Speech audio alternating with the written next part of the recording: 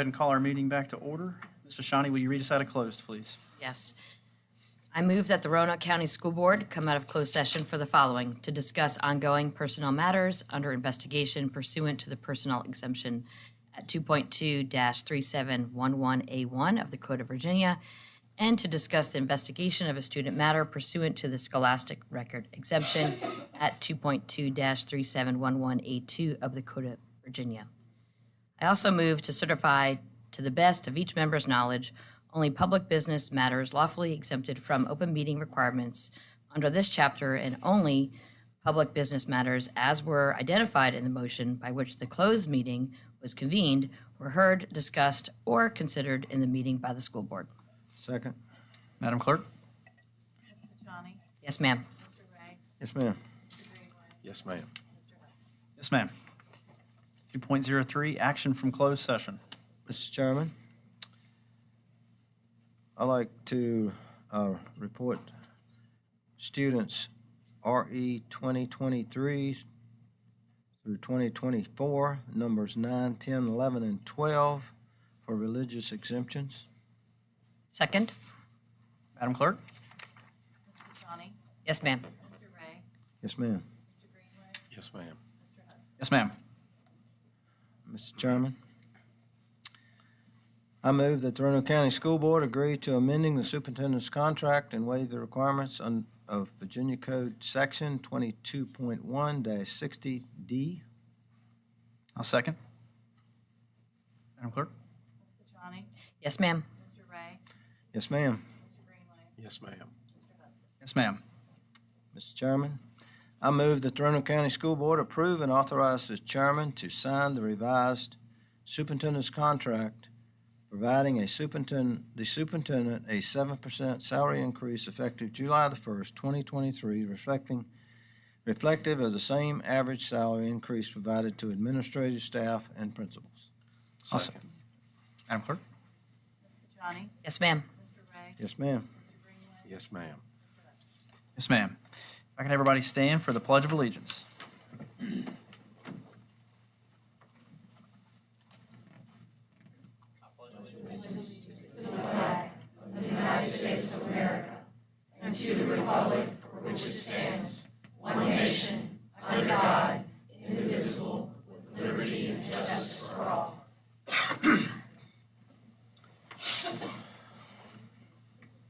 Item 4, announcement of changes in the agenda.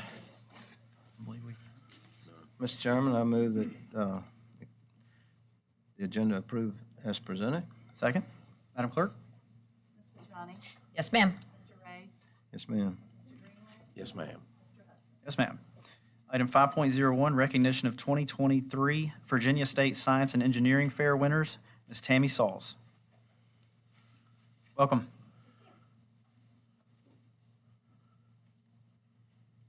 Good evening, Mr. Chairman, school board members, and Superintendent Nicely.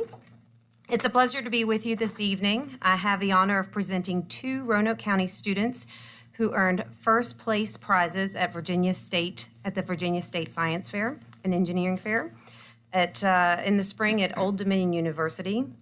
First, I'd like to recognize Carson Ray. Carson from Cave Spring High School. Carson is a Roanoke Valley Governor's School student who worked as part of a team with another student from Botetourt County School District. Carson's team project was titled, I have to read it slowly, "The Application of Robotic Arm Swarm Behaviors for Autonomous Construction Tasks." He and his partner won first place within the Leidos Award for Excellence in Applied Science category, which was comprised of stiff competition from several categories that were combined. This is a very noteworthy achievement. Next, I'd like to recognize Ms. Franziska Borneff from Hidden Valley High School. Franziska completed an independent project titled "Measuring the Effects of Climate Change on Arctic Rivers." Not only did she win first place in the Earth and Environmental category, but she was awarded the NASA Earth Systems Science Award at the state level.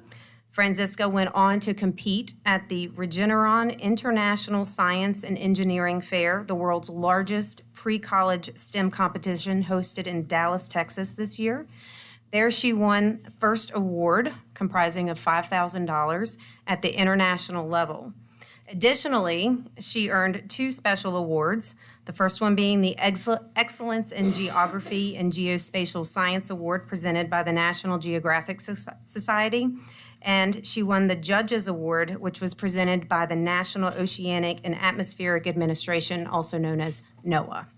Congratulations to Carson and Francisca. We are proud of your accomplishments and your representation of Roanoke County Public Schools.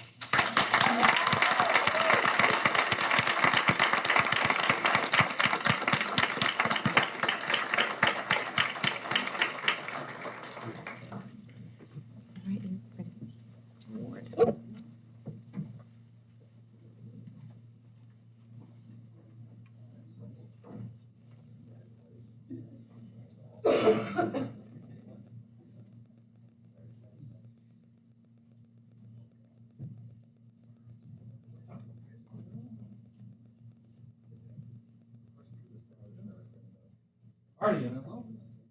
And that is.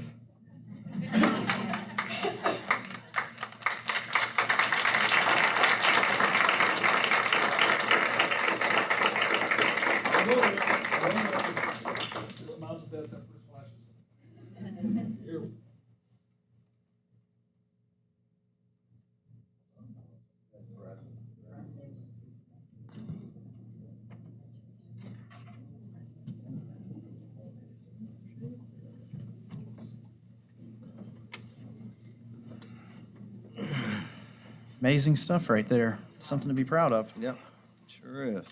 Item 6.01, hearing of citizens and delegations. During this portion of the meeting, citizens are invited to address the board on matters of public concern and exercise of their First Amendment rights. In interest of time, speakers must be either parents, employees, students, or citizens of Roanoke County.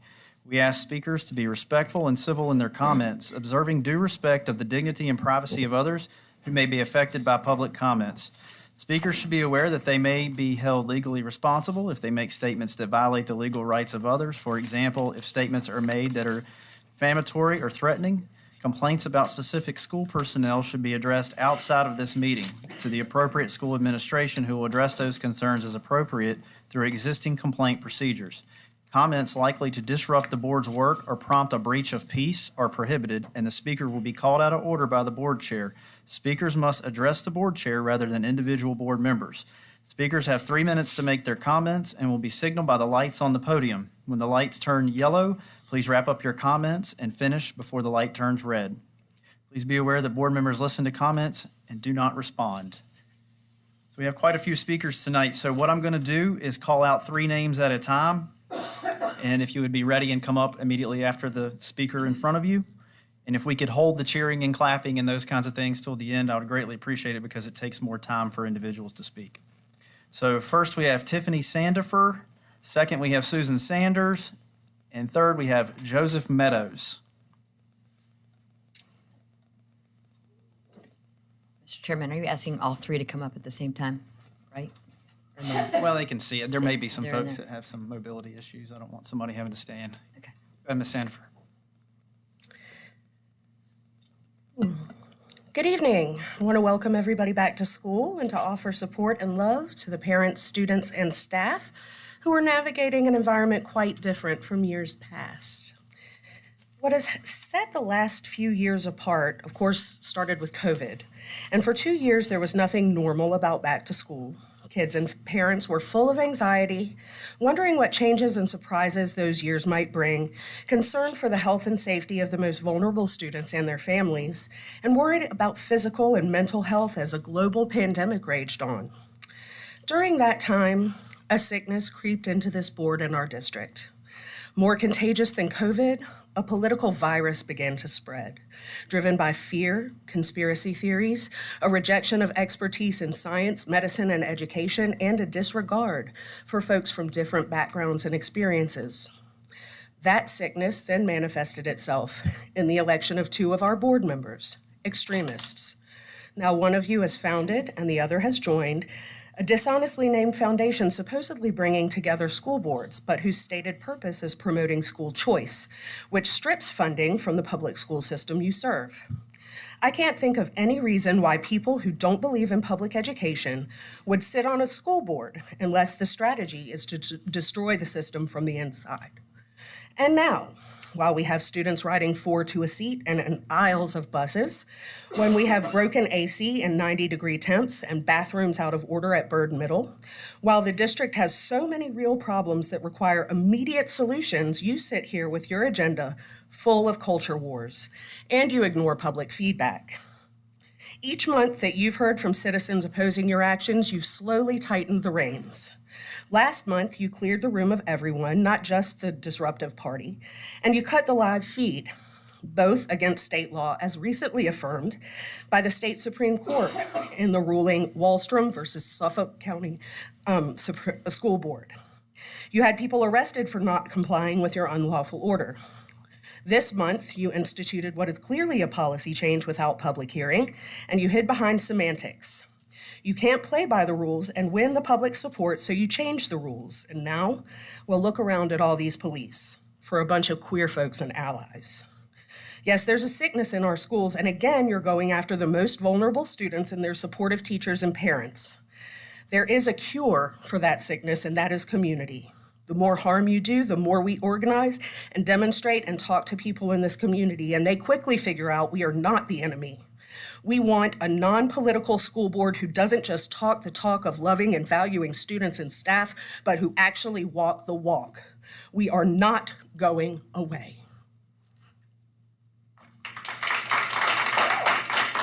Susan Sanders.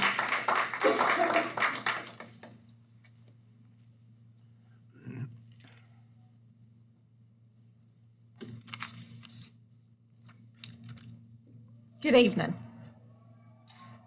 I'm first asking the board to ensure that I have my 3 minutes, if needed, of uninterrupted time, as others have had in past meetings. Everyone in this room, as well as every child in our schools, deserves to be treated respectfully. However, respect can only come to those that act respectfully themselves. Everyone at this podium deserves that respect, to be able to state their own opinion uninterrupted. Acting disrespectfully only hurts that person's cause. We cannot force our opinions on anyone and cannot force anyone to like us. People have the right to their own opinions and their own likes and dislikes. In addition, certainly a minority cannot force themselves on the majority. There has been a lot of discord and differences of opinions in the past few meetings. I would like to stress that no one in this room, including myself, has the authority to determine what is right and what is wrong. God has made that determination. Each of us only has our individual opinions. I ask that everyone open their hearts to receive God's truth, which can be found in God's Word, the Bible, or through prayer. If anyone disagrees with what someone quotes from the Bible, I ask that they directly discuss this with God. Anyone else is just a messenger. I respectfully ask that the policies you, as the school governing body, set in place and uphold are the policies that are determined by God to be right and for the health, safety, and well-being of our children. Actually, as a tax-paying resident of Roanoke County and grandmother to children in Roanoke County schools, I respectfully insist that you do so. And I want to thank you for all that you do and thank the law enforcement officers for being here tonight. Thank you. Joseph Meadows, Lavanya Harrell, and Ryan White.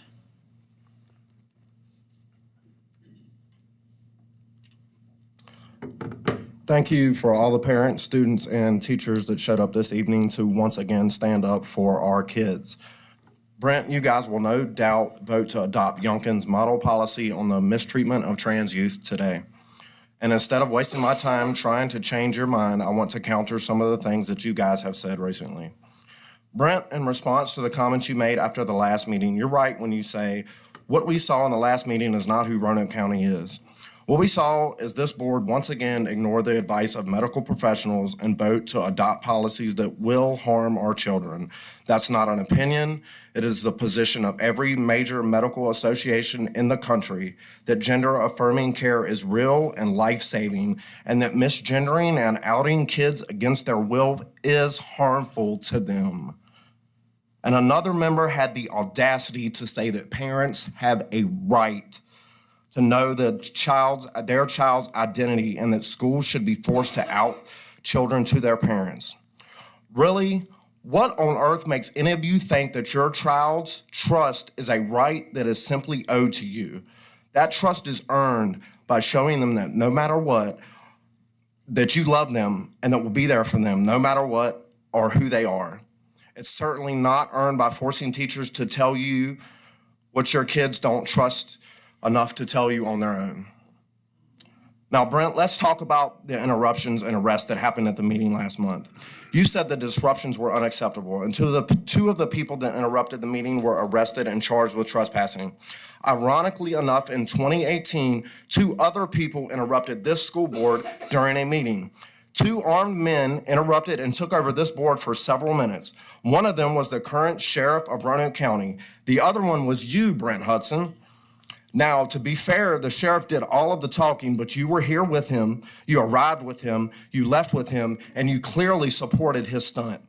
Don't you think it's hypocritical that the 2 folks arrested are facing charges, but you and your buddy do the same thing and get a pass? Speaking of hypocrisy, the new requirements for members of the public to speak before this board, your justification given for these policy changes are to keep those that don't live in the county from speaking here. And fair enough. Perhaps those that don't live in the county, have kids attending, or work in the school system shouldn't have any influence on the board. In that same spirit, I can only assume that the 2 board members, including you, Brent, that took money from a millionaire and a politician that never lived a single day of his life in Roanoke County, will be giving that money back to the governor right away. If speakers from outside of Roanoke County shouldn't have influence on this board, then surely neither should money from campaign donors outside of Roanoke County have any influence on board members. This county deserves the best teachers, the best schools, and the best school board. And you guys are not it. Thank you.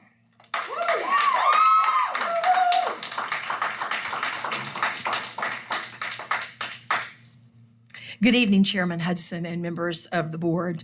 I've lived in the Roanoke County area for decades and have 2 daughters who graduated Northside High School and are doing very, very well in life after their education. I'm speaking tonight to ask you and the board to hold the line for families, especially concerning the promotion of sexual orientation teaching in our schools. We believe strongly that God gives children as an inheritance to parents and has given authority to the parents to cover, protect, and train their children. Ultimately, the education of our children is in our hands. Scriptures give explicit instructions for us to teach our children the Word of God and guide them in the way that they should go. While we realize some homes are lacking that care and protection and training, these situations do not change God's design or God's plan for the family. My husband and I pastor a church in this region, and we are seeing parents removing their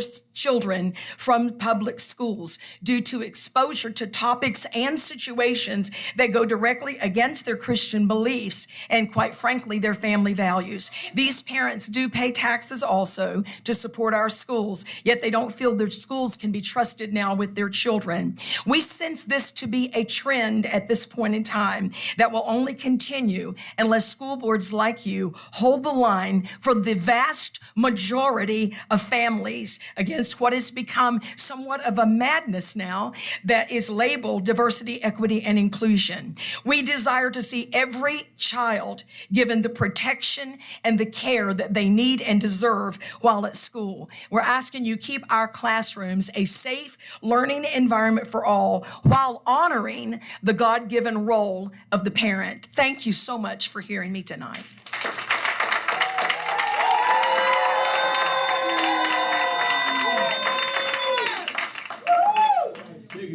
Ryan White. Order. So here's the deal. This meeting will not be interrupted.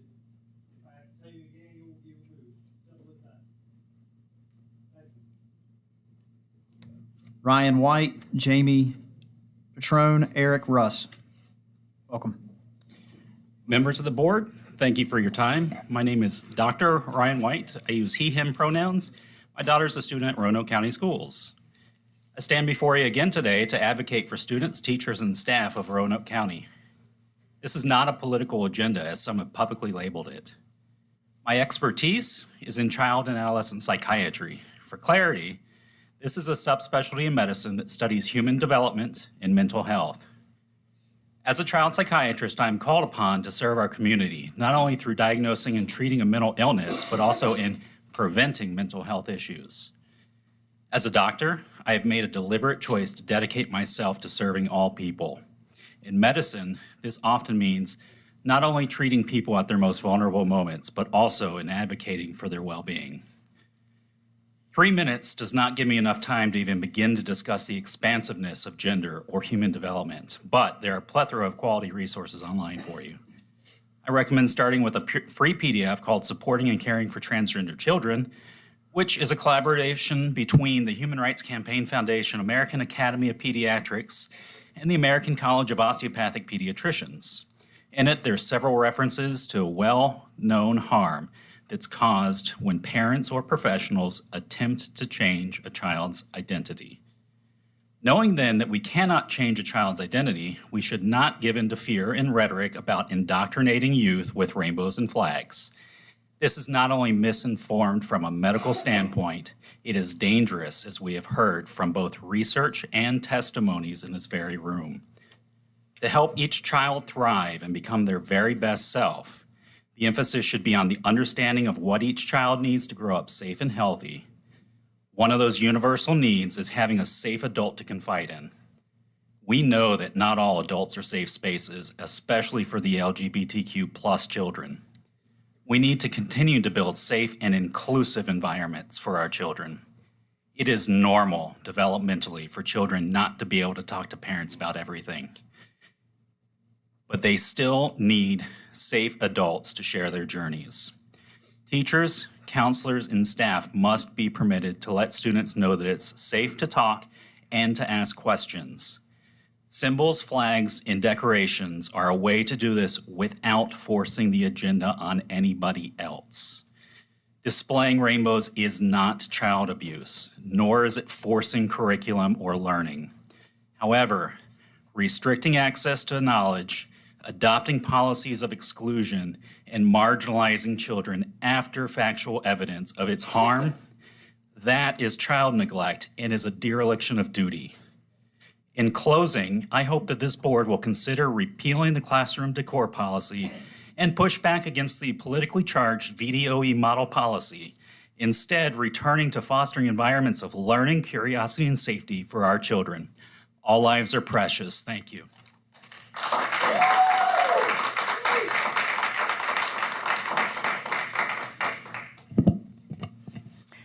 Good evening, Chairman Hudson and members of the board. I'm a longstanding Roanoke County citizen, a mom of 2 adult children who attended Roanoke County schools all the way through.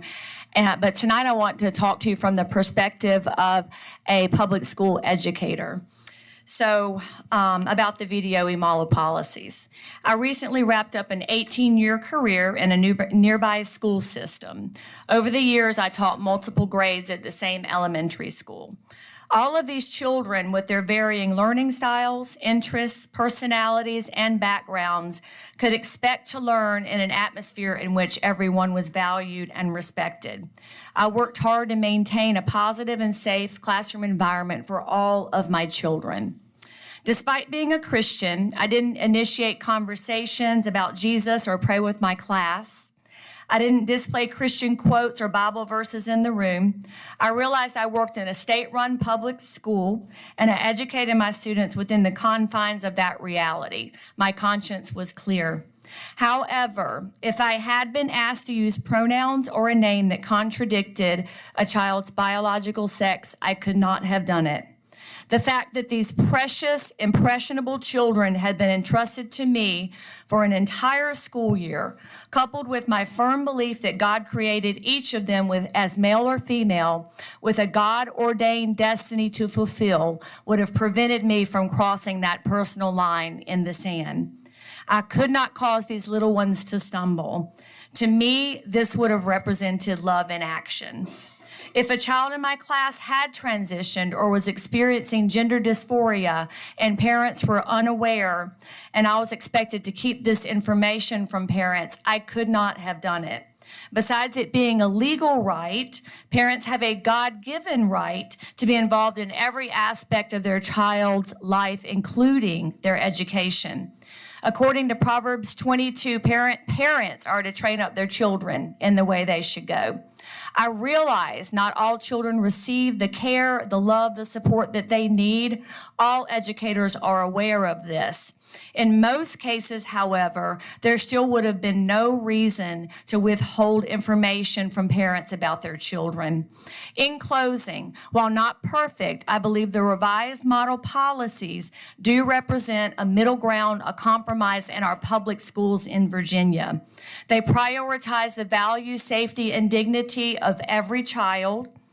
And they also prioritize the fundamental rights of parents to be informed and involved. And lastly, these policies explicitly state that employees cannot be required to address students in any manner that would violate their constitutionally protected rights.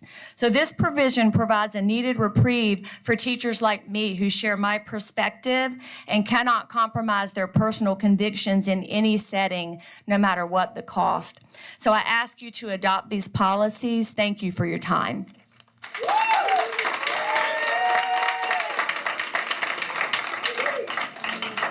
Mr. Russ? Good evening.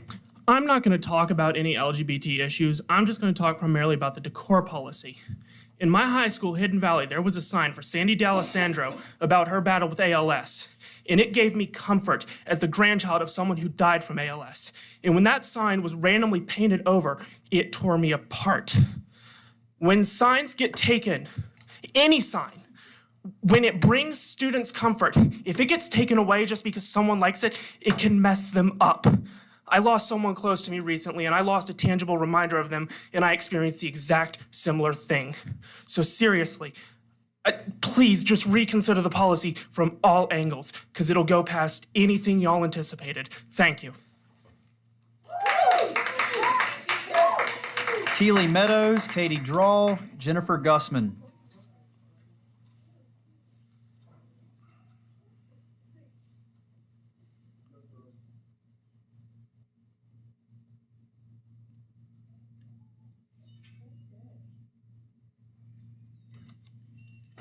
Hello. This is probably like the 800th time I've been here, dog. My name's Keely Meadows. I'm a student at Northside. I'm a sophomore. I'm an advanced student. I am hoping to graduate with an advanced diploma. If I end up speaking over 3 minutes, I'm not going to stop talking. If you're willing to listen to a parent, you're willing to listen to an advanced sophomore in your high school. My anxiety surrounding school has been deep for a long time. It started in elementary school when I came out as transgender. When I came out as transgender, my teachers were there to be accepting. They're there to be supportive. Even teachers that didn't understand what I was going through, they were there to support me. They understood what I was going through, and they were there to give me what I needed. I don't know where I would have been without that in elementary school. If it wasn't for those teachers, I wouldn't be alive today. I've said that every time I've came here. Those teachers were absolutely spectacular to me. Now let's talk about final testing. I'm a sophomore at Northside High School, like I said. I'm taking advanced classes. I'm already taking SOL classes. I have to take remediation tests because last year I did not take the SOLs because I was homeschooled. I have a lot of testing that I'm going to be doing this year. Final testing isn't going to make that any easier. I haven't been regularly to school in 3 years. It's that simple. I haven't been regularly to school in 3 years. I'm trying to get acquainted back in school, and it's a lot more difficult to do that when I don't have the support that I need, and I'm questioning on whether I'm gonna come to school tomorrow and have the same rights that I did yesterday. LGBTQ students are targeted in schools all around Roanoke County. I've been bullied for my entire life for doing so, and so many of these folks around me have as well. It's not just me, it's not just these students that are coming out. Everybody who's LGBTQ in the Roanoke County School District has experienced bullying either from their teachers or from their peers, their friends, people's parents, posting awful stuff online about them. 45% of LGBTQ youth in this country seriously considered suicide in the past year, and fewer than 1 in 3 transgender and non-binary youth have found their home to be gender affirming. Fewer than 1 in 3 students will have to go home and wonder what their parents are gonna have to say to them about the fact that they're transgender. They're gonna wonder if they're gonna have to go through the CPS system, go into foster care, all because they're trans. That's what parents will do. I know that for a fact. I've seen it happen in my own community. The importance of LGBTQ affirming staff and teachers and students is tremendous in this district. Ms. Meadows, you need to wrap your comments up. You're Okay. 10 seconds over. Okay. For those children who don't have an affirming home to go to, those teachers and those affirming staff members are their lifeline. They are the reason that they're alive, and you're taking that away. How many people will die now? Thank you. Katie Drawl, Jennifer Gussman, Laura Bowman. Hello. I'll be reading this statement on behalf of someone who is not safe in this room. I'm a Roanoke County graduate as well as a current citizen. Due to recent discrimination and fear of retribution, I am unable to speak to you myself tonight. However, I feel as though my story needs to be told so that current students, staff of Roanoke County who are about to face the most harm from all of these policies know that someone is standing with them. I am a bisexual and non-binary person who has faced discrimination and hardships because of who I am. High school was a rough time for me. I almost lost both of my parents in a very short time span. I was questioning myself and my identity, as well as facing depression and anxiety that I was bottling up because I felt the need to keep a brave face and pretend everything was fine. When I was 17, I was hospitalized for the first time because of severe suicidal thoughts. My saving grace was my theater arts class, and in turn, my theater arts teacher. My theater arts teacher was a man who took on the world to the beat of his own drum. He didn't care what others thought of him, and he made sure that his students knew that he supported them in any way and that his class was a safe space to be whoever you are. I was a shy, introverted kid who took theater on a whim because I wanted to do something new and exciting. That class became my safe space over the next 3 years. My teacher became a person I could turn to without fear that I would be rejected. And because of that class, I had the courage to tell my mom when I was hours away from attempting to take my own life that I needed help. I didn't get to choose who I wanted to be in terms of my gender identity or sexuality. I wasn't indoctrinated or groomed into the community like some people like to believe. In fact, I was born and raised Catholic. I went to church every Sunday and attended Sunday school. I was baptized, went through my first communion, first reconciliation, and confirmation. And because of how I was raised, I hid who I truly was and held a lot of shame and guilt for far longer than I should have. I was told at every turn, from people who supposedly preach the love of God that he has for all his children, that people like me would burn in the pits of hell. I knew I liked both girls and boys since elementary school. I knew I wasn't male or female since high school. These parts of myself are facts, not someone's opinion or a political weapon. Why must minorities continue to fight for basic human respect? Have we not had these same conversations before during the Civil Rights era or the Holocaust era? Roanoke County schools say they support every student, no matter their race, religion, gender, sexuality, etc. If that were true, why do myself and many others have to fight for basic human respect for our students who don't fit the mold? Why do you continue to push policies and ideologies that are known and backed by so much data to be harmful to our most vulnerable students? Why do we have to continue and stand here to tell you about the real harm that has already come to our staff and students? With your recent actions, your words and support mean nothing to us. Are you going to keep living in a fantasy world, or are you going to actually face reality and do what's best for our schools and our students? In my own words, trans lives matter.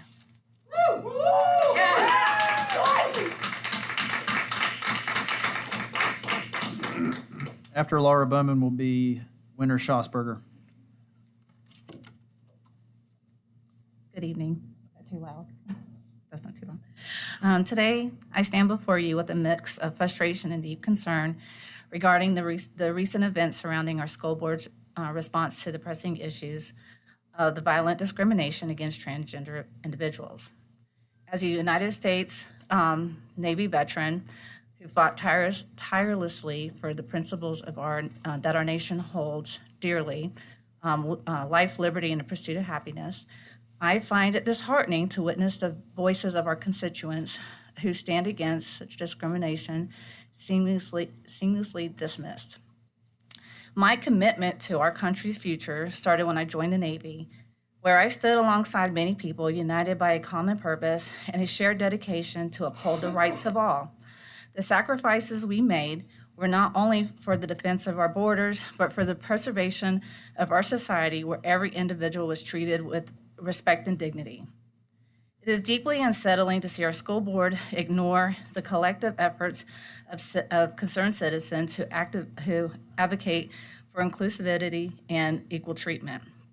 These are not merely these are not mere political matters. These are matters of fundamental human rights. Our diverse community deserves a safe and nurturing environment where every child can flourish without fear of discrimination or harm. And the words of John 4:20 through 4:20 through 21, whoever claims to love God yet hates their brother or sister is a liar. And whoever does not love their brother and sister whom they have seen cannot love God. So I'm glad somebody was talking about religion tonight because, when you bring God into it, it goes all ways. This reminds us of our duty to love and stand up for one another. To claim love for our country while dismissing the concerns of our fellow brothers and sisters is a contradiction that cannot be ignored. As a parent and a grandparent, I'm acutely aware of the importance of focusing on critical matters like raising test scores and investing in our teachers. It is disheartening to witness the precious time and resources diverted from those essential pursuits to engage in a debate that threatens the well-being of our transgender children. Let us unite, not only by withholding the values of our nation, but in fostering an environment where our children, including my transgender daughter, can thrive. Our focus should be on building a brighter future for all, where every student has an equal opportunity to learn and grow without the fear of othering and ostracism. Every child deserves a full life, and not to be cut short because of hostile bigotry. Thank you for your time. Thank you. Thank you for your service. Laura Bowman, Winter Schosberger, Devlin Meadows. Good evening, Mr. Chairman, members of the board, Dr. Nicely. Over 13 years as a caring, involved, and hardworking parent volunteer, I served in about 15 different capacities in cooperation with Roanoke County Public Schools. I held the top leadership roles in several of them. In all of them, my focus was on the health, safety, education, and well-being of all children. I'm the parent who pushed for the formation of the Parent Advisory Council and was its inaugural chair. For many years, folks might have rightly called me the poster child for parents' rights in this school system. So I was dismayed when, after dozens of parents spoke at a recent school board meeting, you shouted parents' rights. It just didn't make sense to me. I don't understand why some members of the board seem unwilling to make good faith efforts to personally meet with the parents who are coming to these meetings and speaking from the heart about their kids and their wonderful teachers. I'm sure the board is aware there's a Facebook group called Roanoke County Parents for a Common Sense School Board with over 1,500 members in it. I don't understand why board members have never asked its creators, Roanoke County Public Schools parents, Ms. Schosberger, Ms. Drawley, and Mr. and Ms. Handy, to meet with them in person to discuss the issues the group is focused on. I urge this board to reach out to them. I truly think some good could come from it. Many times over the years, I've seen students come to this podium during public comment time and speak to the board. On numerous occasions, board members have thanked those students for their bravery in speaking up. They've complimented them on their public speaking abilities and remarked on the quality of their reasoning. I've not once witnessed that occur over the course of 3 or 4 recent meetings when students have spoken about LGBTQ+ issues. I'm not alone in seeing an apparent bias here. Those student voices matter. I've recently sent the board several ideas on how to better engage parents and students in the school system, including a suggestion on incorporating parents on some committees. My concern is only certain parent voices and certain student voices are being listened to. The public gets 3 minutes at this podium, and the board gets its time at the end of the meeting to share their thoughts. But this has amounted to people talking at each other instead of with each other. I would love to see better and more actual conversations versus the acrimonious back and forth we're experiencing. In conclusion, I was encouraged at the last board meeting when Mr. Greenway expressed interest in meeting with the leader of the Roanoke Diversity Center. I highly doubt that would have been the case if the updated public speaker regulations had been in place at that meeting. I believe the board should be knocking down barriers to community engagement, not building walls around itself. Thank you for your time. Winter Schosberger, Devlin Meadows, Sarah Hutchins. Good evening. There is a traditional chain of communication in the school structure. First teacher, then principal, then administration, and finally board members. You are not supposed to receive complaints before those others. You are also not supposed to be unabashedly political and unapologetically indifferent to the expertise of the professionals you employ. When the problems at school are because of the decisions of the board, this is where we need to be. Since their inception, Virginia Public Schools have run on the unpaid labor of their teachers, a problem that persists today.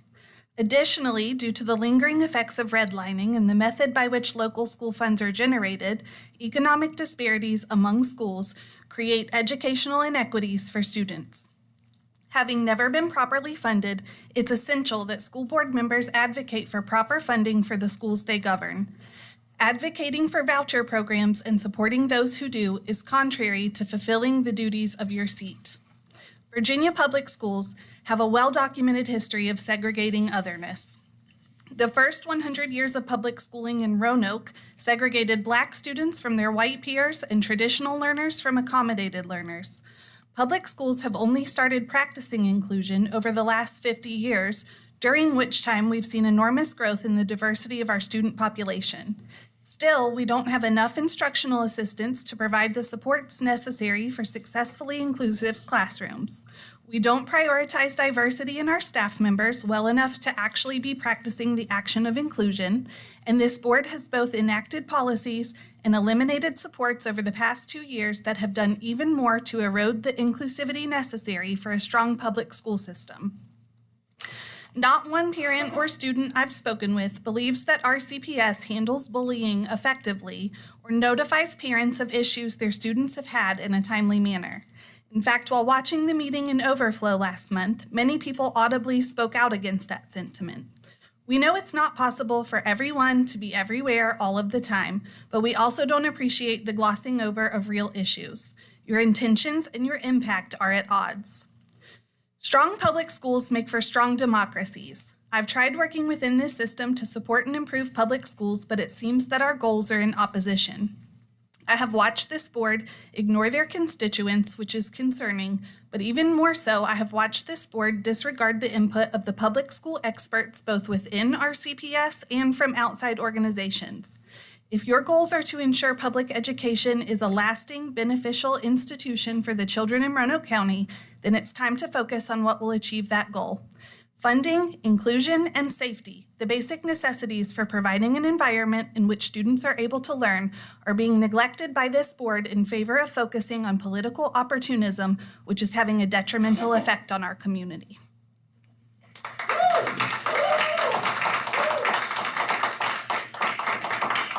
Devlin Meadows, Sarah Hutchins, Walter Sandifer.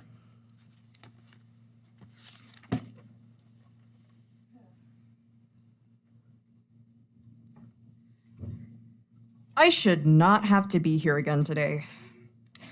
I question why you, the board, have to make lives difficult for children like me while you sit there and scroll on your phones like you're bored while we're fighting for our lives to exist comfortably. I continuously emphasize that you do not care for the children, because if you did, you would listen to me, my sister, and other trans kids in this room. And forcing us out before promptly cutting the live stream, claiming these people's arrests to be a result of trespassing when this is a public building, it feels more of like an abuseful use of power than a well-meaning arrest. I'm not going to tolerate the fact that you think people will just sit down and force to comply with your policy. We are never going to stay silent, so I hope you're prepared for a long, long series of board meetings from this point forward. Besides people locally protesting, there's a petition that people all over the world are signing against your policy. It has 23,000 signatures to its goal of 25,000. There's still signatures from the last minute ago. You are in hot water. I want you to consider how far you're going to let this go when people around the world are refusing to tolerate you. You may not allow people outside of Roanoke County to speak, but the response of the technically unlawful arrest is louder than anything you could have imagined from this point. We are here. We will not stay silent. Thank you.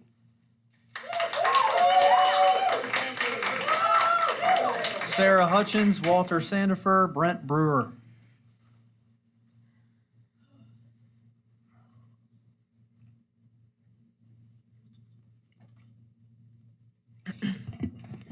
Mr. Chairman and members of the board, my name is Sarah Hutchins and I have 2 students in the Roanoke County school system. I've struggled to write my remarks for this evening, in large part because it feels as though many of our comments during this period, are falling on deaf ears. Unfortunately, this school board seems to have become an echo chamber of its members' own ideologies, with a focus more on what a particular political party may want, rather than what's best for our students, our teachers, or our community. I'll remind everyone that the policies that are being voted on and likely implemented tonight don't have to be passed. Other school boards in other counties are choosing not to implement them. Why is that?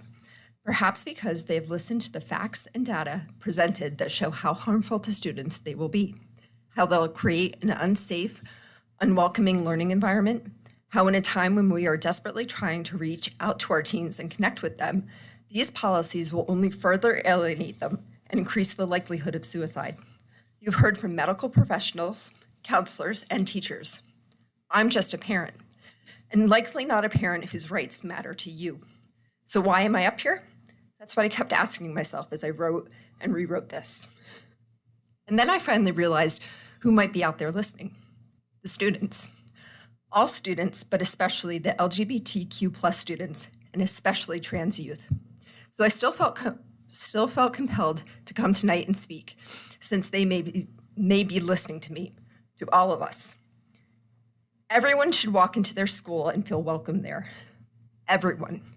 And while some students may not always feel that way, I and many other people in this room are here tonight to reassure them that they are indeed welcome, always, in school and everywhere, because they are human beings. Because no one ever deserves to be discriminated against, not because of their race, their gender, their religion, their anything. And while the sad truth is that there are always going to be people who hate, the bright side is that there are always going to be people who love. I'm going to share a very well-known quote by one of my favorite people, Mr. Fred Rogers. I find he almost always has the perfect thing to say in a lot of situations.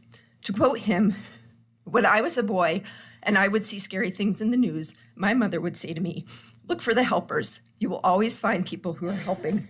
Tonight, these policies may pass, and our trans youth especially will likely feel very disappointed. Please do not give up hope. Look around at the helpers here tonight who believe in you, who will continue getting up to speak on your behalf and act as your allies until we don't have these types of discriminatory policies. There is always someone who believes that you matter and that you are welcome. Thank you.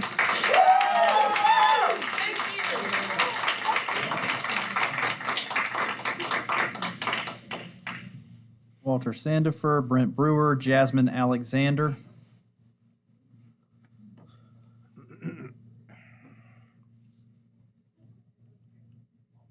My daughter may hate me after tonight. I never know.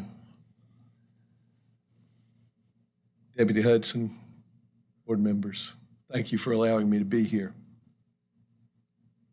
I want to talk with you tonight about something that I think is very important to you. So I hope you will pay attention to me. I know that you have a tendency to look down and fiddle with things, but I hope you'll pay attention. That is parents' rights. I've heard you say it. Parents' rights. Parents matter. And that is a great soundbite for a campaign. Wow. But in reality, parents are not all the same. When my daughter was in school, I was one of those parents. I knew every teacher, every administrator, everybody involved in her education. I think they had me on speed dial. I remember all of the phone calls. I remember first grade, Caroline, she was Caroline Flippin back then. Now she's Caroline Hodges. I remember Caroline Flippin calling me up, Ray, I don't know what we're going to do with Tiffany. I can remember in her senior year, the phone calls from Dr. Turner with his Franklin County drawl. Ray, we got a little problem. Oh, yes, I was one of those parents that the teachers and the administrators knew they could call with anything. They knew how involved I was in my daughter's life. However, not all parents are the same. And though the majority of parents are loving people who would do anything for their children, some are not. In fact, according to the National Children's Alliance, in 2021, which was the latest data available to me, over 600,000 children were abused in the United States alone, more than in any other industrialized nation. And of those over 600,000 abused children, 77% were abused by parents. Not all parents are the same. Children need a safe place where they can discuss things. A lot of parents won't even discuss such items as menstruation or puberty with their children. Children need a safe place where they can talk freely and openly, not expecting every word that they say to be transmitted to their parents, who might beat them or, even worse, kick them out of their homes. Children need the safe place. Mr. Sandifer, you're 15 seconds over. I just want to read a statement from the board, if you don't mind. To provide a safe, nurturing, and engaging environment in which students are empowered by knowledge, skills, and experiences to thrive as tomorrow's leaders, workforce, and citizens. Thank you very much.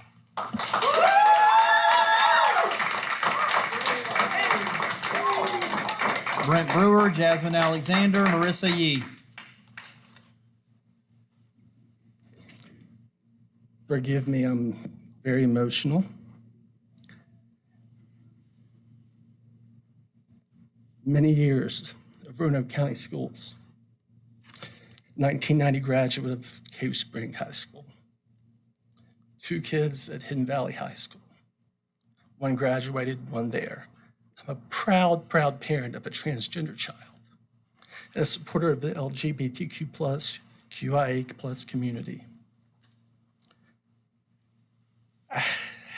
The emotion is here, the passion is here. I'm asking something silly that I discovered over a couple minutes worth of a Google search. And that is that you're embedding what I perceive, you're embedding of Item 7.06, the new VOD model policies regarding transgender support into the consent agenda is not where this belongs. This is not an area for controversial topics. And without a doubt, based on 5 officers of the law, many angry, emotional people, this item does not belong in the consent agenda. And I am asking one of you that, again, maybe based on the bylaws of your organization, one of you can speak up and remove this item from the consent agenda. It doesn't make it go away, but it makes you take a stand. That consent agenda item needs to be a regular agenda item. Item 7.06 about the model policies. I don't need to go any deeper. I will add that I was here on October 13th when those model policies were in a draft format. That evening, the Burton Center for Technology presented an amazing representation of their organization. You all each spoke effusively of your praise of the diversity of their programs, the diversity in education, and the items that were critically important to bringing different viewpoints, different needs, and meeting them. Take those words that you said after that meeting and put them into place here. I'm not asking you to reject these, although that's what I would hope you would do. But I am asking you to take it out of the consent agenda because it's inappropriate and really unacceptable. Thank you for your time.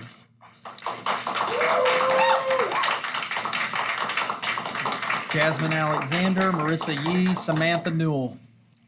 Good evening, Council.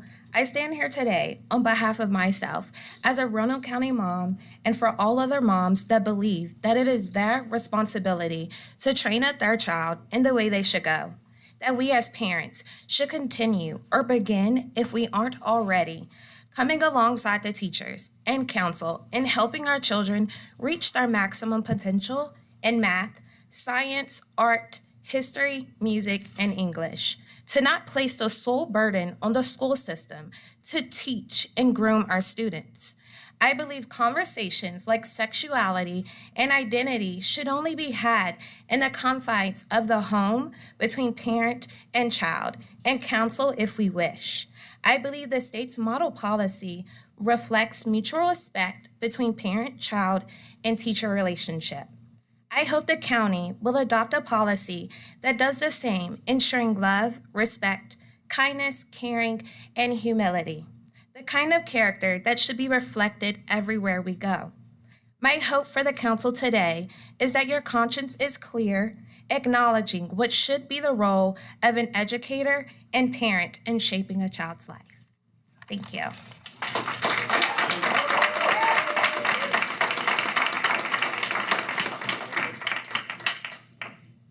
Marissa Yee, Samantha Newell, Andrew Jones.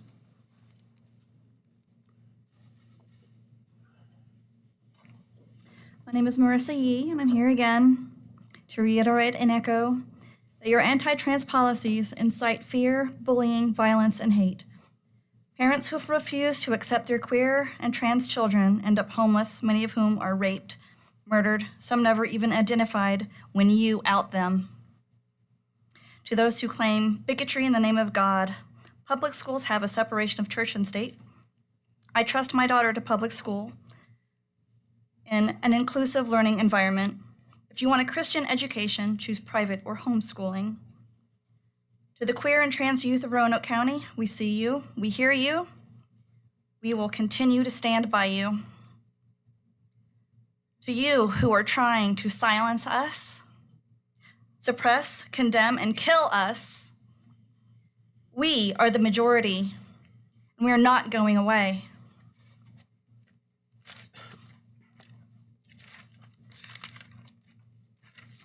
Just a few names of people who have been killed for being transgender, and one of our board members is lucky that their trans child is not on this list. Brandon Tina, 21, raped and killed by 2 men. Gwen Arroyo, 17, killed by 4 men. Naria Johnson, 17, and her friend were lit on fire in their car.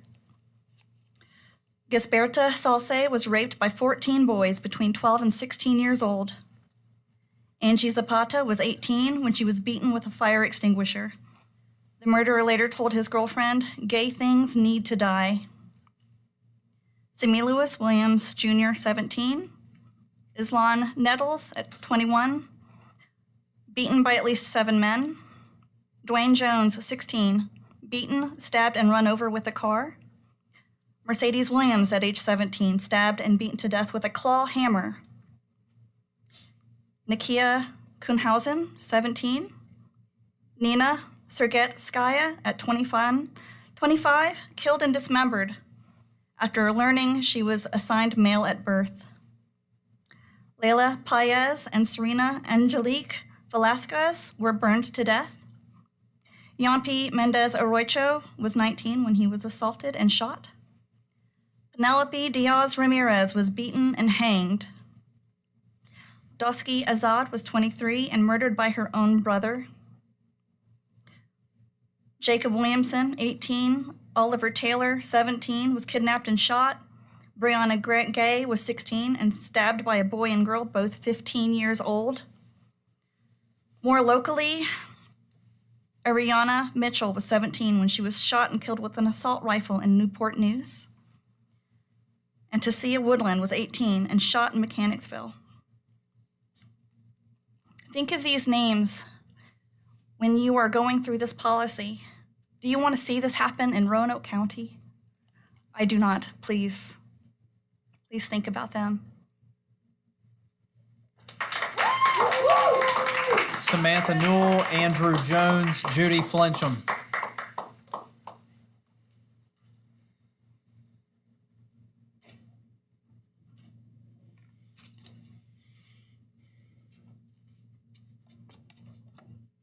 Hello, my name is Samantha Newell.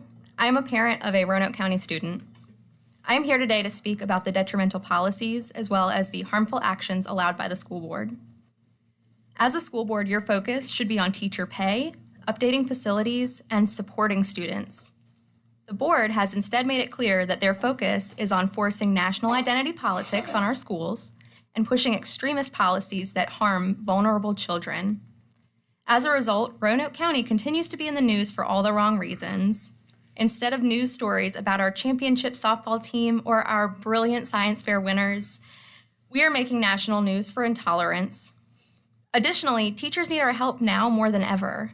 After helping our children through the greatest crisis of our time, they are now being told what they can and cannot put on their walls, what ineffective tests they must administer, and even what curriculum they can teach. The school board has ignored expert advice of our dedicated educators time and time again. It's time that we elect a school board that respects teachers and trusts them as the professionals in education to know what is best for our kids. I don't want our schools to be sad, colorless factories that turn out carbon copies of unremarkable children. I want our schools to be vibrant, nurturing places where all children can develop creativity, leadership, compassion. I want all children to learn how to work through conflict, find consensus, and treat their peers with respect. We want to make it clear that your policies are not popular. And Mr. Hudson, Catawba deserves an alternative to you. They deserve a choice in who they want to represent them and their families. And that is why I, Samantha Newell, will be running as a write-in candidate in the upcoming school board election for the Catawba District. I vow to protect all kids, black or white, trans or straight, band member, football player. Every child deserves a safe and supportive school environment, and I intend to give them that. I look forward to representing all families in Roanoke County. I'm ready to listen, I'm ready to lead. And Roanoke County, if you're ready for a school board member that's here to listen to you and to lead for you, please write in my name, Samantha Newell, in the upcoming school board election. Thank you.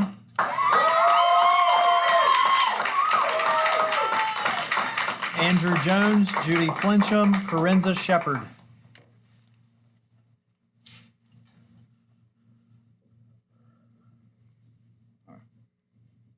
Hello, school board members.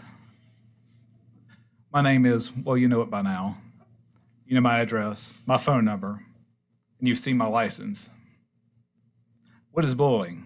By definition, it is the use of force, coercion, hurtful teasing or threat to abuse, aggressively dominate or intimidate. Let me read that again. Aggressively dominate or intimidate. All these people speaking tonight have now felt this. Our teachers at Glen Cove have felt this. All of our students will feel it when the board passes these model policies. They do nothing to help our students or parents. They only serve to push the Republican agenda when our board is supposed to be unaffiliated. I'll read a little quote for something from the Bible for everybody. Genesis 9:13-15. I have set my rainbow in the clouds, and it will be the sign of the covenant between me and the earth. Whenever I bring clouds over the earth and the rainbows appear in the clouds, I remember my covenant between me and you and all living creatures of every kind. Let me read that again. Whenever I bring clouds over the earth and the rainbows appear in the clouds, I'll remember my covenant between me and you and all living creatures of every kind. Our board only needs your prayers if what they are doing is wrong in the eyes of God.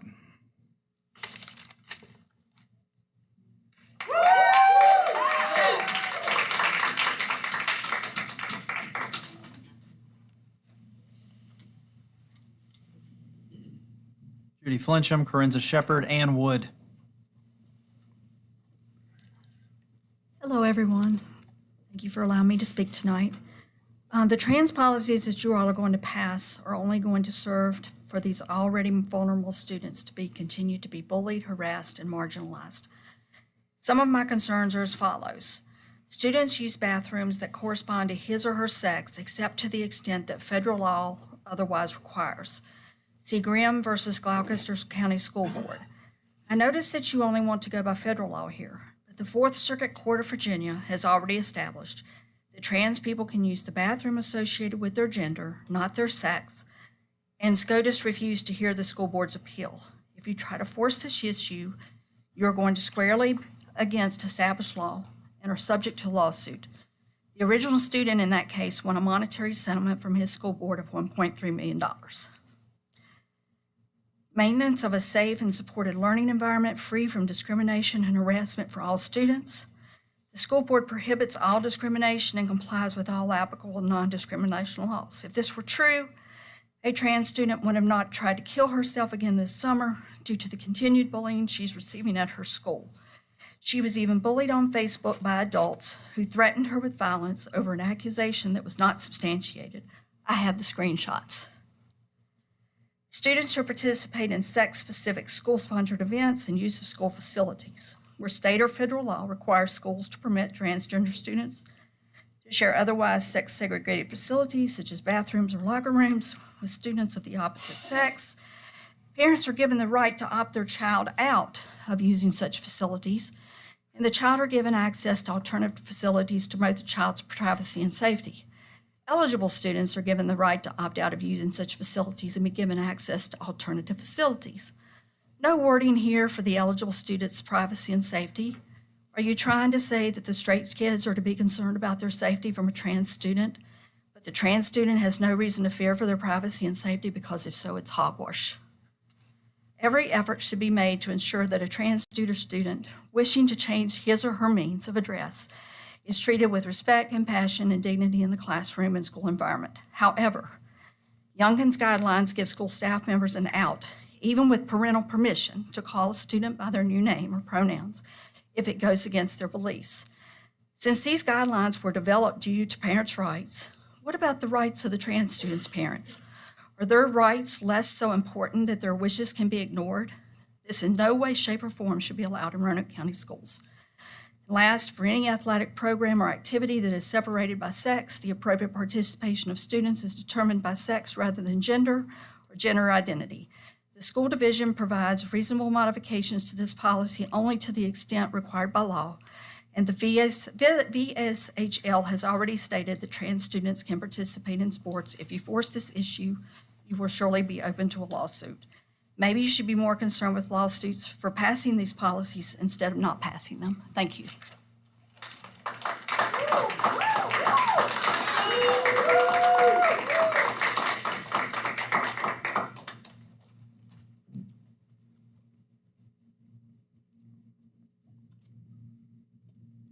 evening. My name is Corinne Shepard, as you know. I'm Tristan's mom, the child that Ms. Flincham was just speaking about that's been bullied on Facebook. I've chosen to read from Facebook the words from Danny Clausen. I've really struggled with what to post about this experience, not because I have nothing to say. I have a lot to say, I would like to say.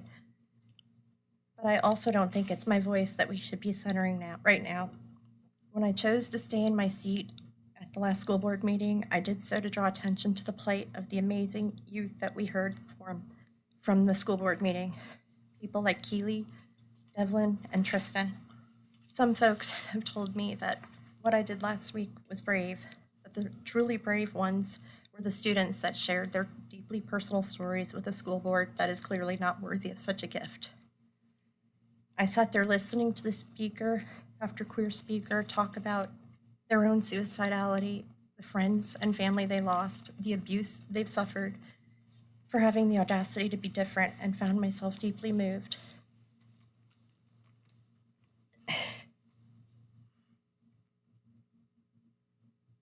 Yeah. Sorry. You're doing great, Ed. You have this. I lost my place. Okay.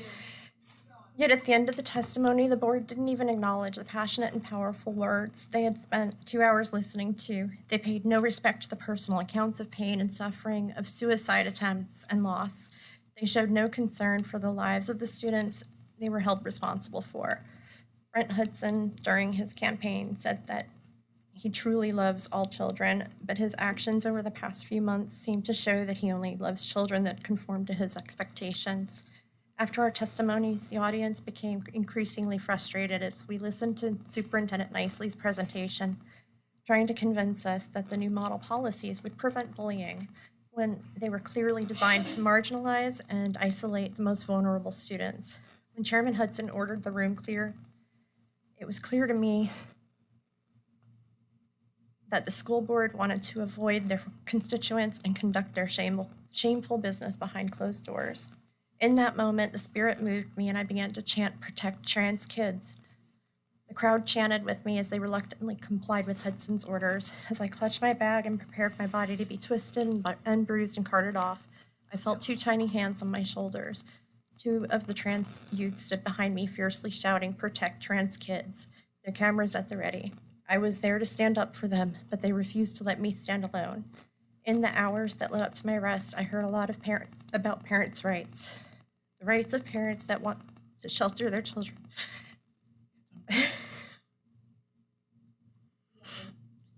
Ms. Shepard, your time is up. You have about 10 seconds over. You can wrap it up. Keep going! Could she just have a few more seconds? You can wrap it up, ma'am. If what I did last week touched you, then I invite you to stand with me, stand with us, reach out to Roanoke Diversity Center to volunteer, come to the next board meeting with messages of love Ma'am, and support, speak out. Hold your tone. We're going to go to a recess. Just hold your speech. You'll be allowed when we come back to speak.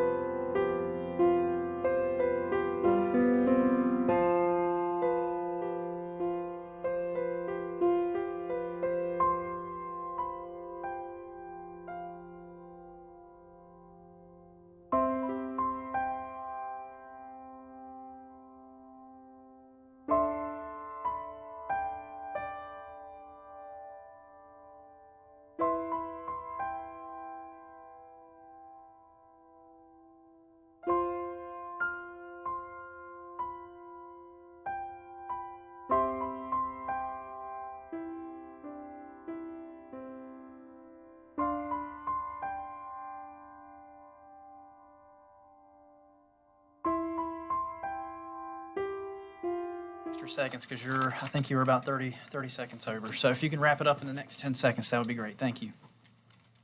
In the hours that led up to my arrest, I heard a lot about parents' rights, the rights of parents that want to shelter their children from the beautiful diversity of this world, and the rights of parents that want to celebrate that diversity. But all I could think about was the children. What about their rights? Their right to an education, their right to safety, their right to life, liberty, and the pursuit of happiness, constitutional rights that this school board swore to uphold. In the past few months, the Roanoke Okay, County ma'am, School Board you're over 20 seconds now, has so chosen to need to shirk finish their it up. responsibility, but we will not. ma'am, your time is up. Thank you.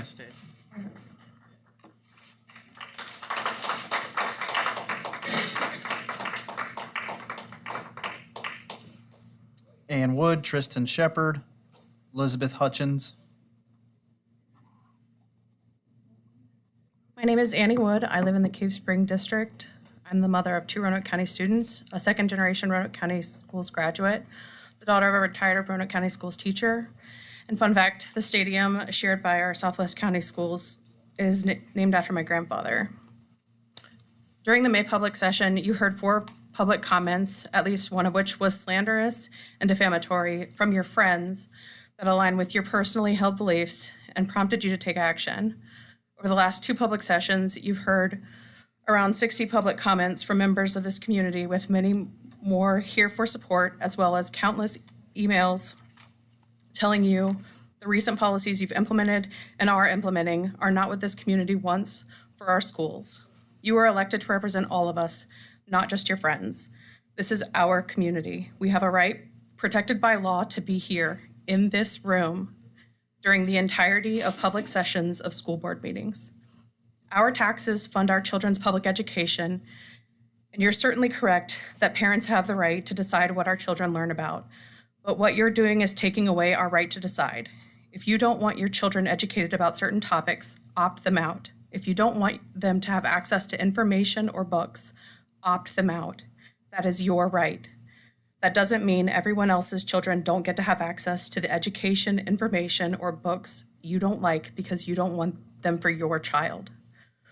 We are not raising children with beliefs and values so fragile they'll shatter if they're exposed to the beliefs and values of others. Our values aren't built on harming others for our own gain. Our children know that their parents' love for them is unconditional. The policies you're putting into place are not only harmful to the education, environment, and well-being of the marginalized students you're knowingly harming that you should be serving, but every single child in this community, including your own. Stop setting conditions for love and acceptance for our children and listen to the community you're supposed to serve. Tristan Shepard, Elizabeth Hutchins, Lucy Harbert.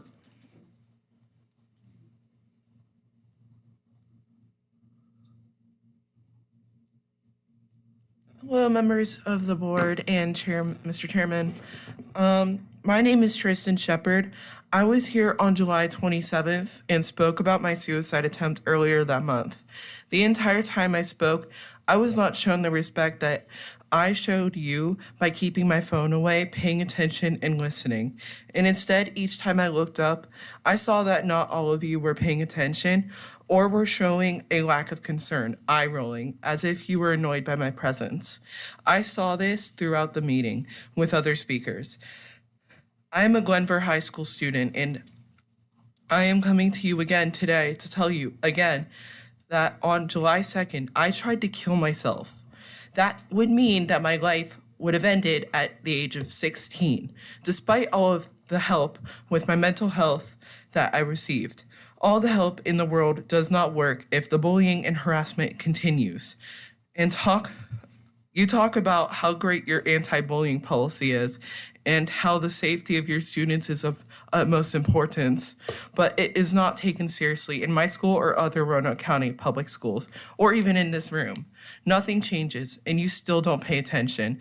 And now with the new model policies, they will lead to more bullying and disrespect because they single out and disrespect trans youth. You may recall that I came here and spoke on March 16th after a parent of a classmate made up horrible lies about me and posted them to social media in February, beginning a social media frenzy that had grown adults inciting violence against me, a child. My mom and I came before you and begged you to help stop the lies and spreading farther, to help stop the bullying and harassment at school that grew exponentially because of the lies being spread on social media by a parent. Nothing was done. The bullying and harassment continued, and the parent continued to spread lies through the local Moms for Liberty social media page, a known hate group. If you actually feel that student safety is of utmost importance, that bullying and harassment won't be tolerated, and you want to prevent self-harm and suicide in your school district, you have got to take your students, parents, teachers, and other speakers seriously. We all sit here throughout the rest of the meeting watching you respect other speakers and even request to take photos with them, while you sit here and roll your eyes at us. This behavior is immature and unacceptable. Thank you for your time. I truly hope you were listening this time.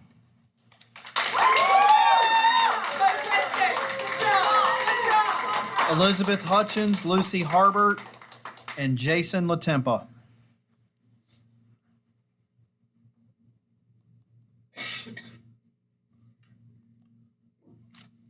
Good evening, Mr. Chairman and esteemed members of the board. My name is Elizabeth Hutchins, and I am a freshman at Cave Spring High School. I'm here to speak about the new policies that you are voting on tonight. Mr. Chairman, you said at last month's meeting, which I attended, that every life is precious. But what about the queer and trans children? Are they precious too? Telling teachers that they now must dead name and misgender transgender students is a form of bullying.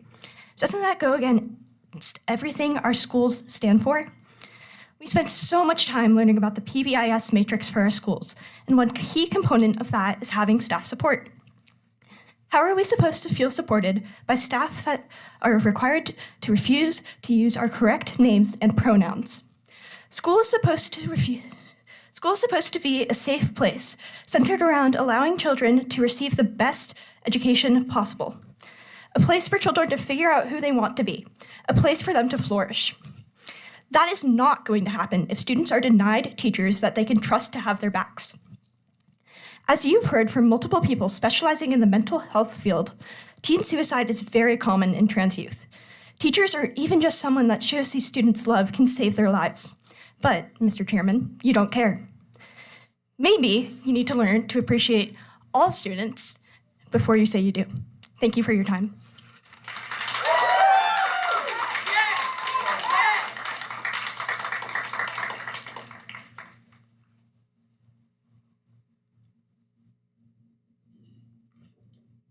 Hi again.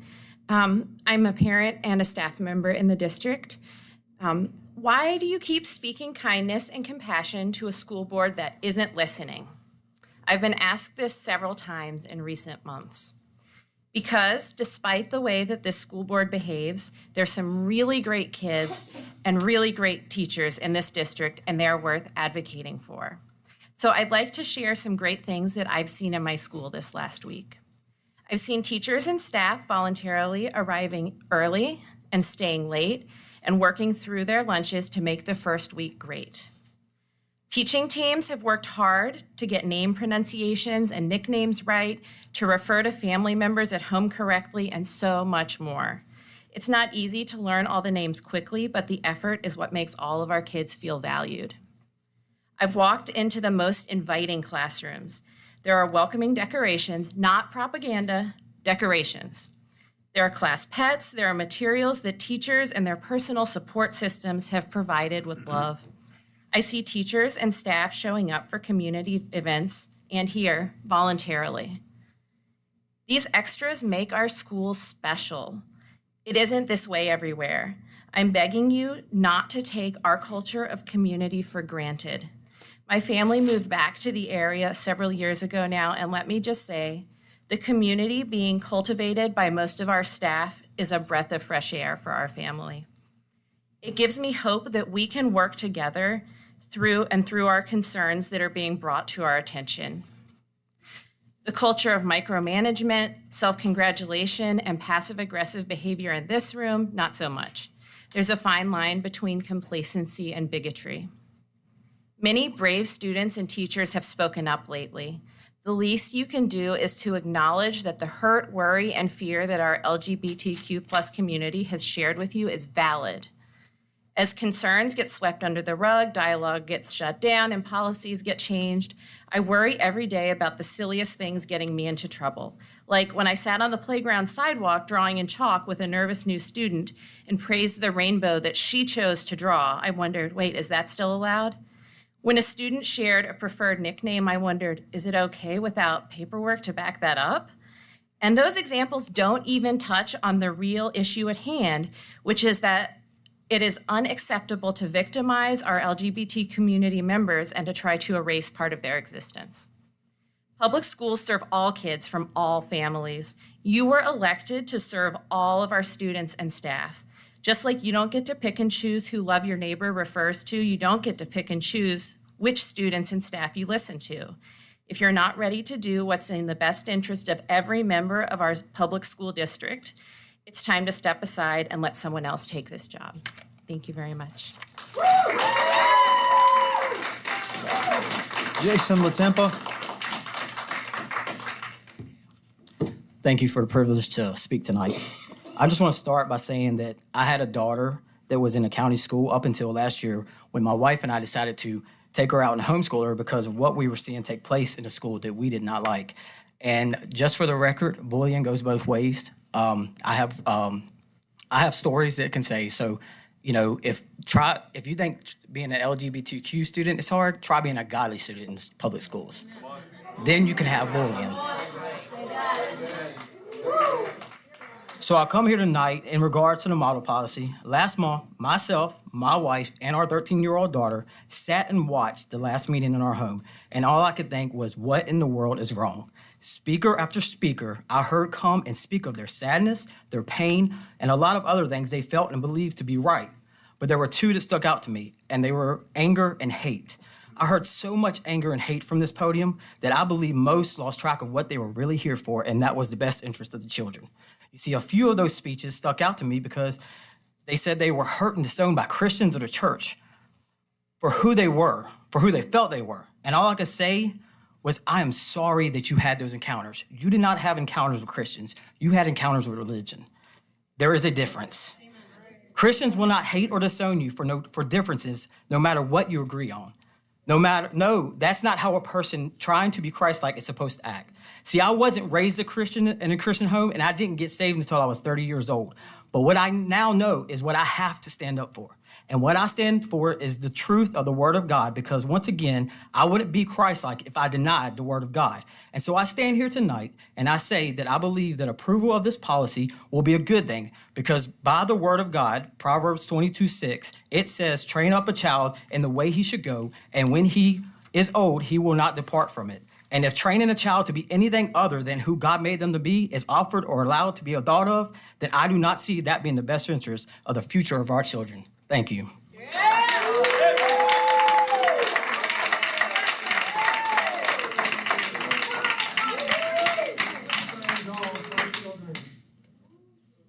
Item 7.01, approval of personnel and consent agenda. So that's speakers are. The speakers are concluded. A motion to accept. Move that we approve the consent agenda. I'll second. Madam Clerk? Yes, ma'am. Yes, ma'am. Yes, ma'am. Yes, ma'am. Item 8.01, funding option for William Byrd High School retractable basketball goals. Ms. Susan Peterson.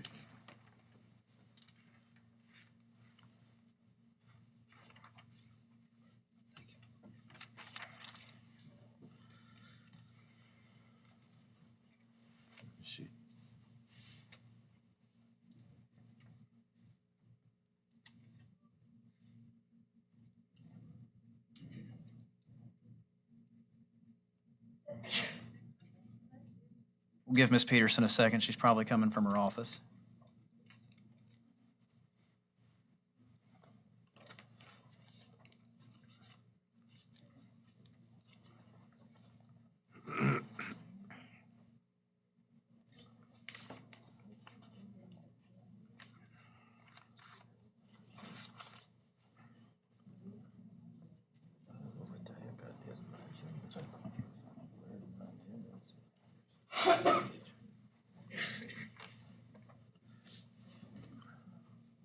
Welcome, Ms. Peters. Sorry about that, I was in my office. Good evening, Mr. Chairman and members of the board.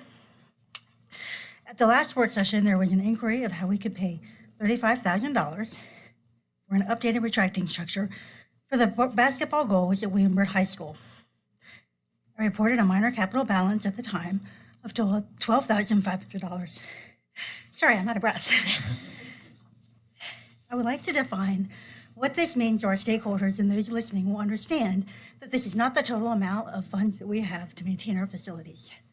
The minor capital balance I referred to is funded annually by prior year general fund surplus balances as directed by Roanoke County and school board policies.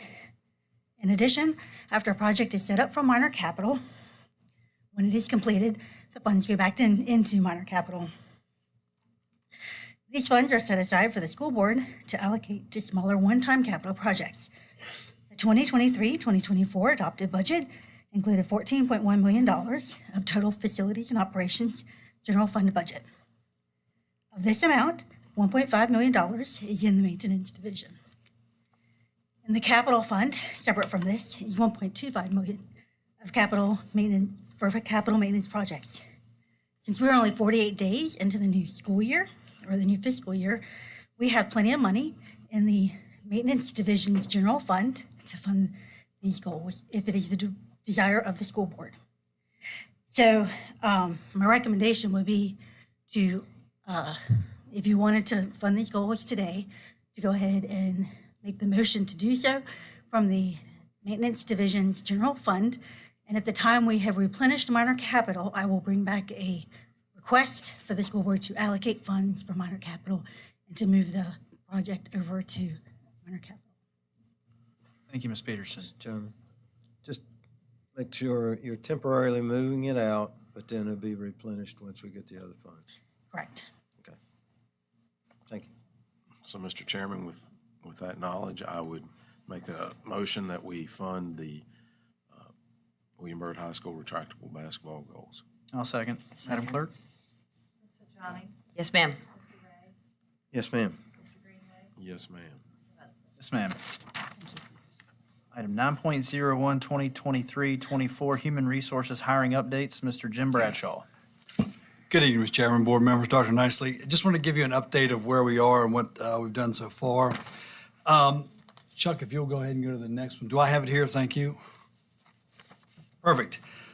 This is teachers, counselors, librarians, and administrators. We've hired 129 employees, new employees. And just so you know, one of our focuses is to try to get some of our instructional assistants actually into these roles. So sometimes we'll hire them as an instructional assistant, they'll finish their licensure, and then they become hired as a teacher. We were able to do 9 of those this year. So we're really happy about that. We approved 39 transfers. That's when a teacher or I or something requests to go to another school building. We approved 39 of those transfers as well. We promoted 4 into new positions. Currently, we have 4 unfilled positions in this area. We have 1 library, I skipped them, 1 elementary teacher, 1 elementary music teacher, a life counselor, and then 1 librarian. All of those right now we are actually filling except for the life counselor with either retirees or long-term subs, and we are currently still working on hiring in those positions. Down so I can read it. As far as district support, this kind of lumps a lot of our categories together, but we did hire 5 new nurses. We hired 4 504 facilitators and assessment support staff. You recall that's a new position that we have to support those students in that area. 3 new school psychologists, 2 board certified behavior analysts, 3 front office assistants and bookkeepers, HR benefits manager, finance analyst, speech pathologist, instructional administrative specialist, and psychologist interns. We currently have 2, and of course this has now been updated because HR changes about every 5 minutes. We actually only have 1 unfilled position. We hired the 504 facilitator about 4:30 today. So that position has now been filled, so we do have a school psychologist position that's open still. As far as in the instructional assistant, behavior coaches and ABA coaches, we hired 39 new instructional assistants so far, and I know that number has actually changed today because Jody Lee was hiring a few of those again as I was in my office doing the 504. So that number was updated as of about noon today, but is not correct now. We approved 14 transfers. Again, that's the same thing with the instructional assistants in that area where they transfer to other buildings if they request it. We hired 5 new behavioral coaches, approved 2 transfer requests in the behavior coach field. We hired 3 new ABA coaches and approved 2 transfers there.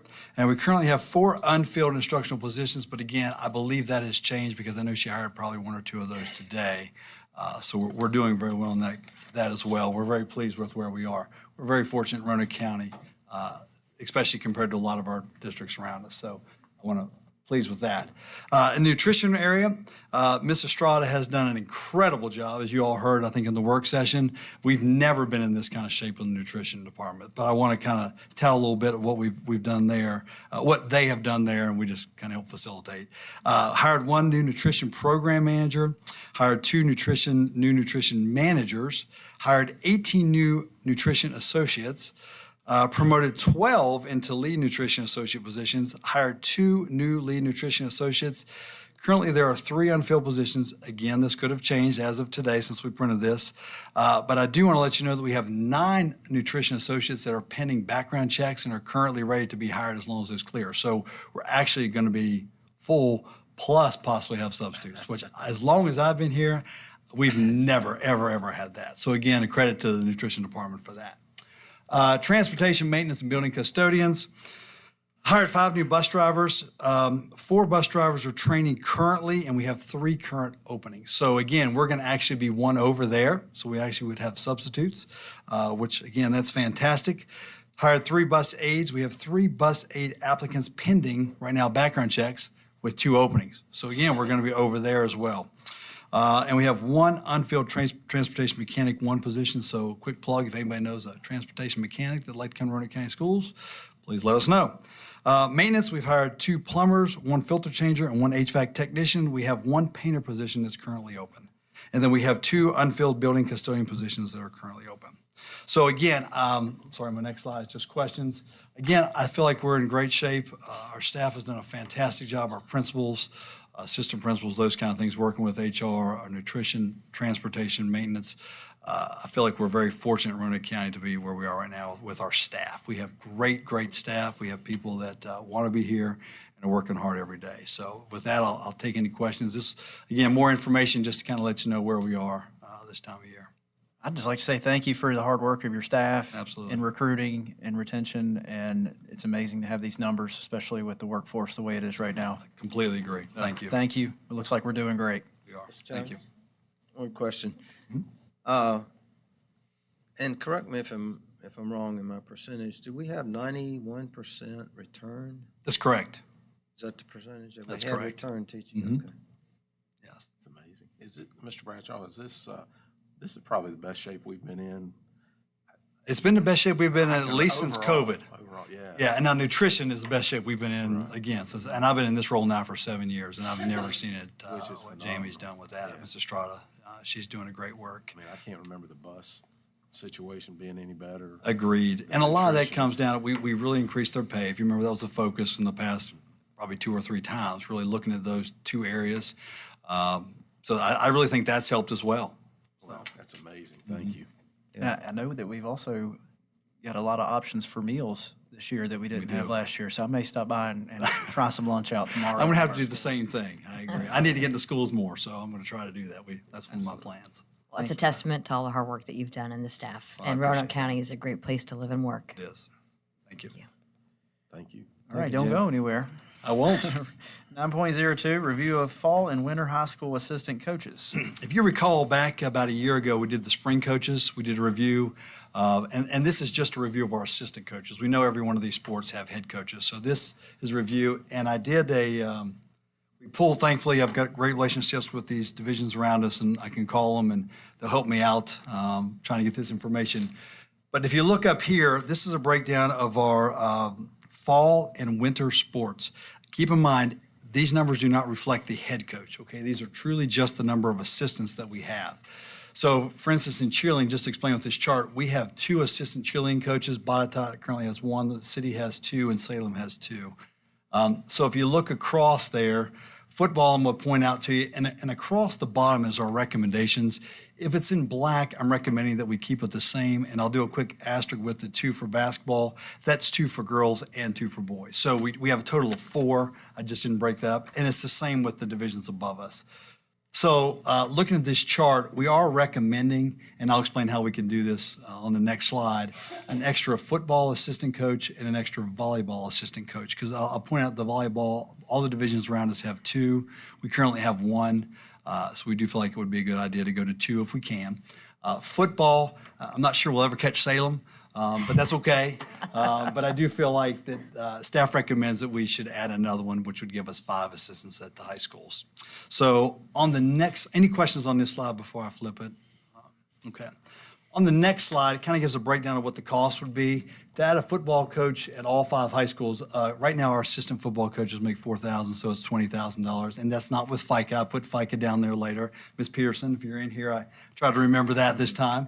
Volleyball, adding a volleyball coach at each high school is going to add about $13,000 for a total of, with FICA, $35,524.50.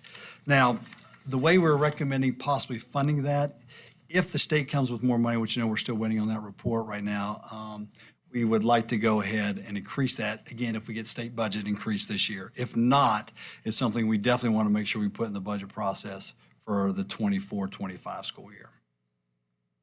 Are there any questions on that or any other clarification you'd like to have? No, I appreciate you doing that analysis. Absolutely. Taking the time to do it. It makes sense that we do it. Our study that we ran suggested, and for some reason it was missed.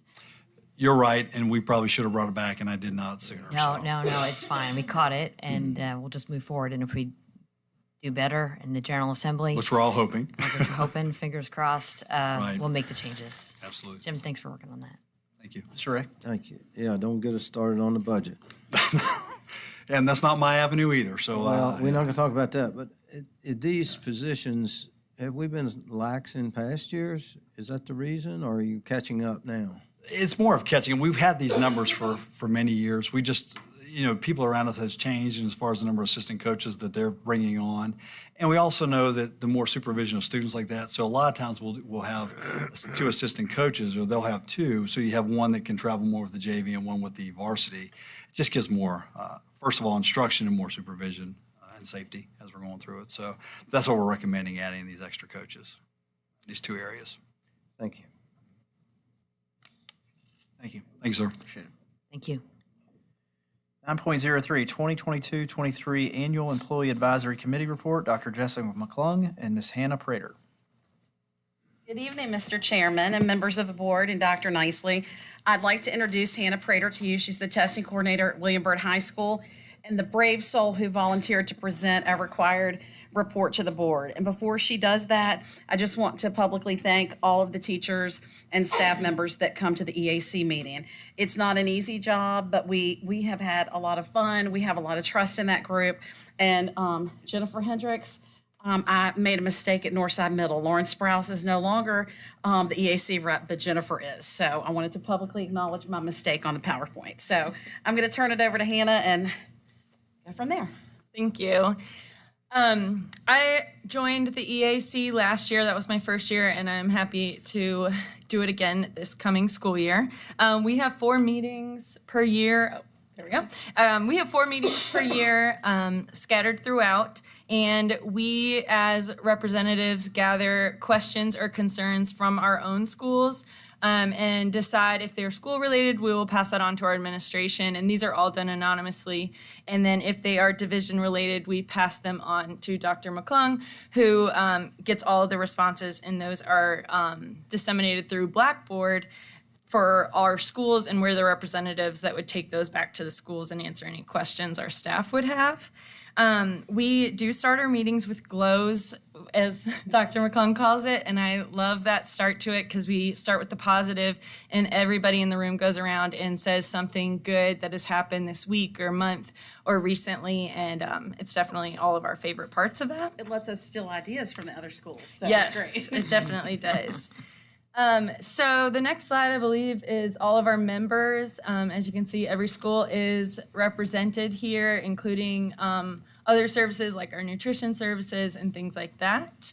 And the next is our policy with our board to staff communication and just how we relay that information. And that is through those reports from the questions and answers that we discuss in our meetings.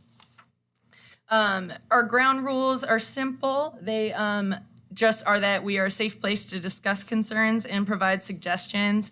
And I'm proud to say that we always have a very good environment for discussing issues or questions or ideas that we have. So I've been very happy to be a part of that. And then I can go over a little bit about what we've done in each meeting so far. So the first one we had was in October. As it says, 66 questions were addressed, and some highlights that we were able to go through. We had Susan Peterson talk about budget, talk about the budget a little bit. We had Ben Williams talk about testing. And we also brainstormed in groups about no cost to low cost incentives for employees. And I thought that was nice to get that straight from the staff. And we came up with a lot of really good ideas, and then we were able to get them out to our schools and see what they thought about them. So that was a great meeting. And actually, one of the low cost, low cost incentives was they just wanted to wear jeans more. So the EAC was instrumental in helping with that. Yeah. And in December, 21 questions were answered. I think getting to the holidays, things are just a little less. But anyways, we heard more about the budget, and then Dr. Segal was in to talk about the school calendar. And then we reviewed after we brought our ideas of the no cost, low cost results back to our schools, we reviewed the survey results after the entire Roanoke County staff submitted. We put a link on there in case you all want to look at what staff had to say. Yeah. And then in February, 60 questions were addressed, and then we reviewed the draft of the school calendars, and that was a really informative meeting, as I remember, because there was a lot of things that our staff didn't know about the calendar, and Dr. Segal was able to relay that. And then I know I actually received a lot of questions at my school about the calendar as it was coming out, and I was able to answer those. So that felt really helpful, and then we also discussed safety with Dr. Segal. Our last meeting, we focused on the employee dress code, and we ended up putting that together, debating ideas, and it was a really great discussion. So we did draft that dress code policy, and that was the main point of that meeting. And then finally, any questions, comments, or suggestions? What does GLOW stand for? It's just sharing the positives. GLOWs, we always do GLOWs and GROWs. So we grow by hearing the concerns from our staff, but we also want to share the good things that are going on in our schools. GLOW, the light. What? Didn't you? Okay. Sorry, go ahead. So, one quick question about calendars, because there's been a little bit of discussion here recently. Is that you? That's what I was going to say. Okay. I would love if we could get those sent to us, any suggestions or ideas that they may have had in that, or if you want to send the whole thing to us. But, we've had some discussions about the calendars, and I got some thoughts about that too. I haven't spoke to anybody, but would like to, see what staff, if they had recommendations and where that was leading. Absolutely. And I remember there might have been some suggestions. A lot of it was clarification, like some didn't understand about how the bank day worked or why we needed to start as early as we were in particular years. And Dr. Segal explained how it worked and the seat hours and things like that. So that was really informative. And one of the things I also want to say is Dr. Segal did a great job. Some of the no-cost, low-cost incentive ideas were to let teachers have planning time. That we're seeing across every survey we've done, they need more time. And so in the calendar this year, you'll notice that some days are PD days, others are just for staff to be able to work and get their job done and have some planning time. Yeah, that was the biggest suggestion. Now remembering that, so there's 4 3-hour early dismissals in the calendar, and only 2 of those are professional development, and 2 of them say no PD in parentheses. So those are completely just work time for us to collaborate with our other teachers. Like I taught math for the last 6 years. I could have just collaborated with my geometry teachers or the other math teachers or the middle school, anything like that. Thank you. Thank you, Hannah. Mr. Ray? He said, talked about the school calendar, and I won't go back over that, but you mentioned planning time, and that's certainly, I've heard a lot about. You go around and talk to teachers, and I just don't have enough time because they work from home, they work on weekends. I mean, teachers are so dedicated to their. Teaching is a hard job. It is a hard job. And our teachers do a great job. I'm married to one. Yeah, so. yeah, it is hard and they need time so they can keep their lessons engaging and purposeful and meaningful. And the Employee Advisory Committee, I think, began after Dr. Nicely got here. Is that correct? It Did was predate you? started, I believe, with Dr. Whitaker, and I know Dr. Eastwood carried on with the EAC, so it's been in place. Parent Advisory was what I was thinking Yes. about. That it came on with Dr. Yes. Nicely. Thank you, Hannah. Hannah is Thank also in her admin program, so I'm expecting great things. Thank you. Thank you, Hannah. We appreciate your work. Go Terriers. It's very important for us Oh, to nice. have our finger on the pulse of what our teachers are looking for and what we can do to help them. So thank you Right, so and we much. just want to know we're listening, and we're trying to make changes where we can. Great. 9.04, safety plans for the 2023-24 school year. Dr. Jessica McClung. Okay, the school board has to review and approve all of the safety plans that our schools have in place. That was sent to you all earlier. That is not public because of the confidentiality regarding safety for our students and our staff. So there is a public version of the school safety and emergency response plan on our division website under the safety section, but we'd like to ask you all to approve those at our next meeting. Thank you. Questions? All right. 9.05, long-term use of facility contract. All right, Journey Church, which we've already had a partnership with, a successful partnership. They would like to continue their long-term agreement for the rental of Northside High School for the 23-24 school year. Jill Green supports that continuation, but the school board is asked to grant approval for all long-term facility rental agreements. And they're a great partner. Yes, we have great partnerships with our churches. I think every school has had these before, and they come, they clean up, you know, They do a you great don't know job. anything, you don't hear anything, and it's really works out well, and plus we can does. get a little money for that, so, thanks. You're welcome.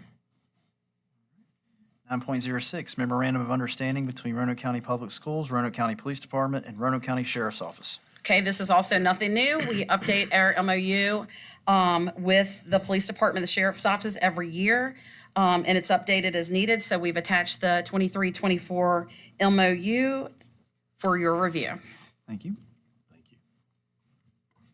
All right. Thank you, Dr. McClung. Thanks. Thank you. Item 10.01, report by Roanoke County School Superintendent, Dr. Nicely. Thank you, Mr. Chairman.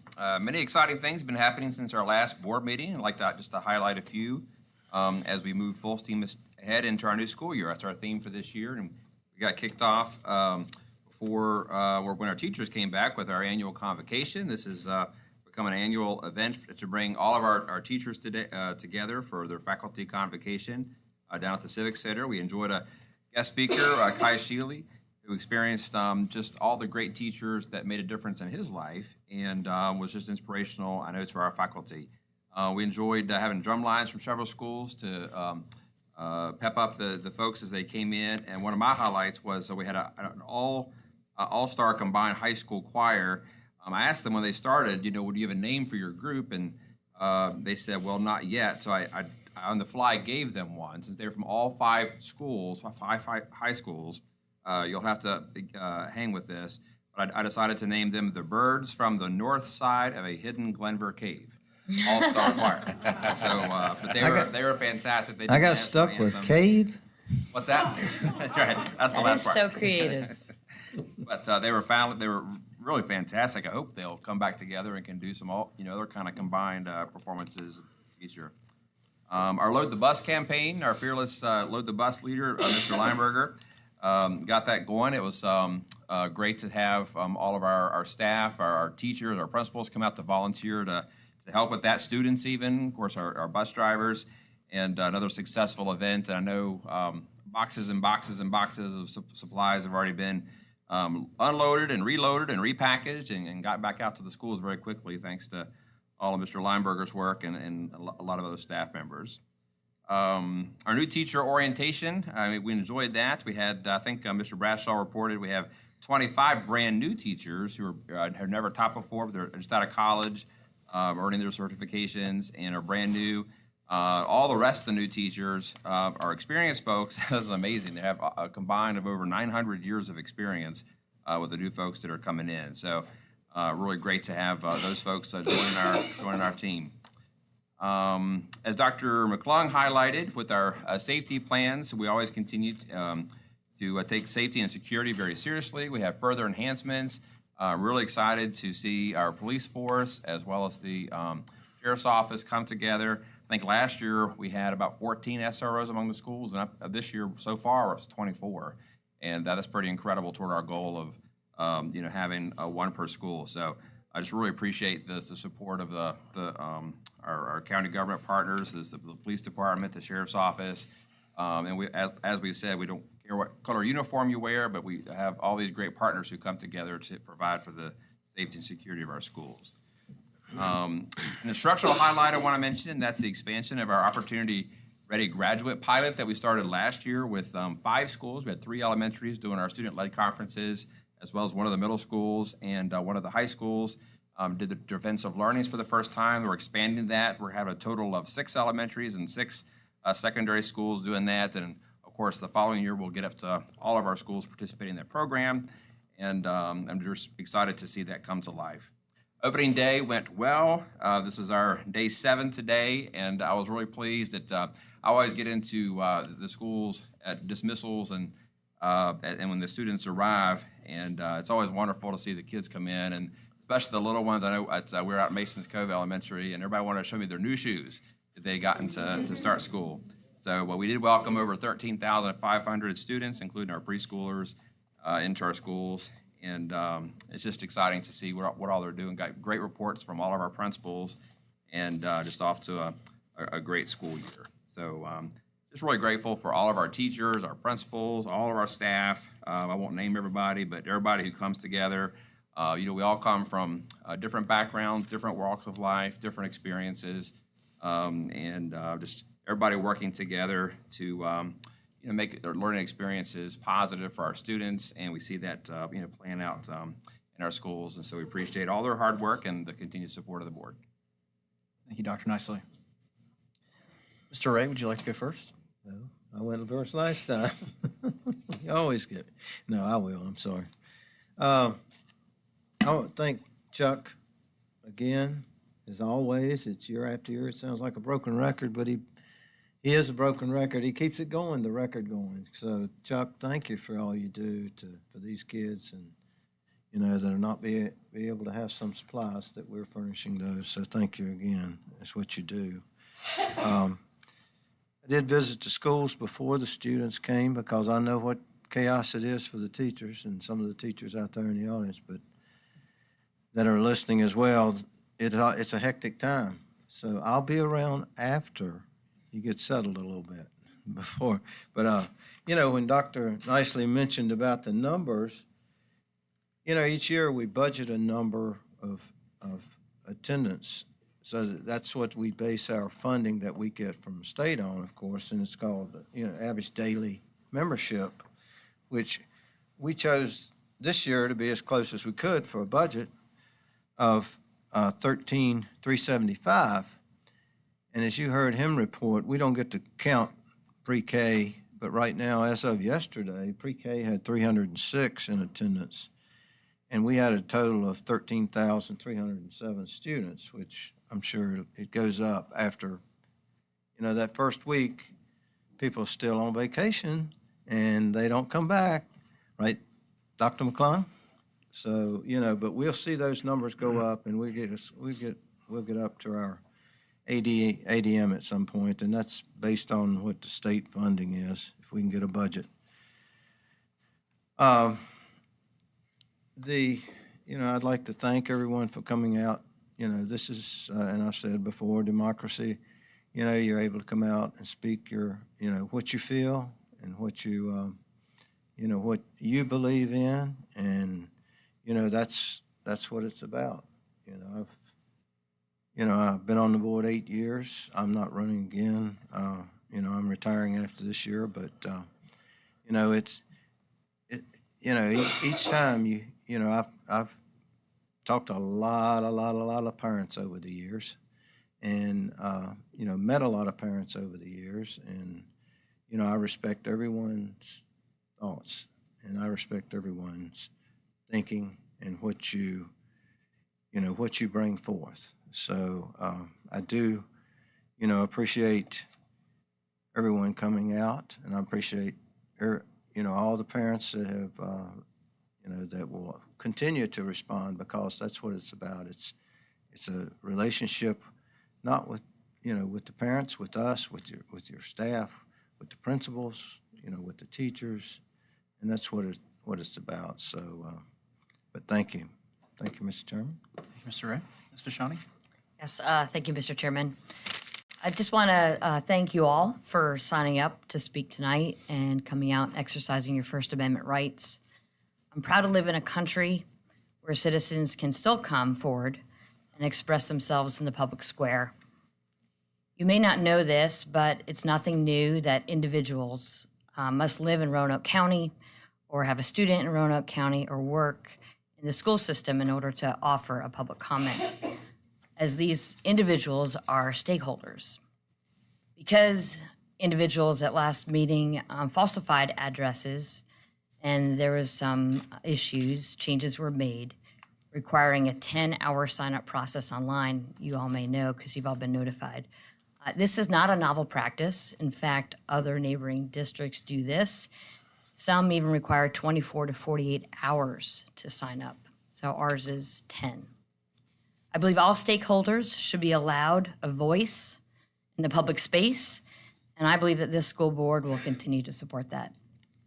With regards to the new policy, many referenced tonight, I'd like to direct you to Virginia Code.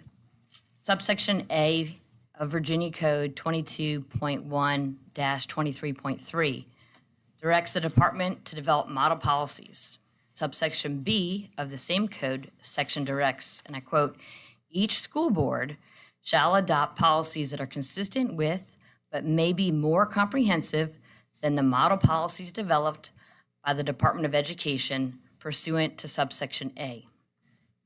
The 2023 model policies itself directs, in 5, to comply with the express requirements of the Act. Number 1, local school boards must adopt policies that are, at a minimum, consistent with these 2023 model policies. Number 2, local school boards may adopt policies that are more comprehensive than these 2023 model policies, so long as they are still consistent with the 2023 model policies. And number 3, local school board policies shall comply with all applicable Virginia and federal laws. Therefore, consistent with the plain and explicit language of the Virginia Code and of the 2023 model policies, which constitutes a guidance document as defined Virginia Code 2.2-4101, school boards are required to adopt policies consistent with the 2023 model policies. The 2023 model policies provides a sample policy for school boards to consider. While school boards are not required to adopt the sample policy itself, school boards are required to adopt a policy or policies consistent with the 2023 model policy. So in short, we as a school board are doing our duties as empowered by the law. Ken, Dr. Nicely, thank you for your comments tonight. I was happy to hear from staff that we had a great, successful week. Lastly, I'd just like to express my gratitude and appreciation to administration, teachers, staff, bus drivers, SROs, and of course, parents for a very successful start to our school year. May this school year be a happy one, filled with many achievements and many blessings. Thank you, Mr. Chairman. Mr. Greenway. Was I supposed to write something like that? When the Roanoke Times quotes you often, Tim, you have your comments Well, I prepared. just want to make sure. You've been quoted a couple times by the local Well, media. that's probably not good. Every time I get quoted, it's bad. You got 3 minutes. I got 3 minutes. Am I in the yellow yet? Great start to the new school year. We've I've gotten around to all the schools in our district and Bonsack included, and staff is ready. They're engaging with the kids, and at our household, I don't know about everybody else's household, but I've got many grandchildren now, and everybody's got a cold, a fever, or so we're back in school. But the schools are doing great. Everyone seems to be engaged and started. It's just refreshing to make the main thing and get back to learning.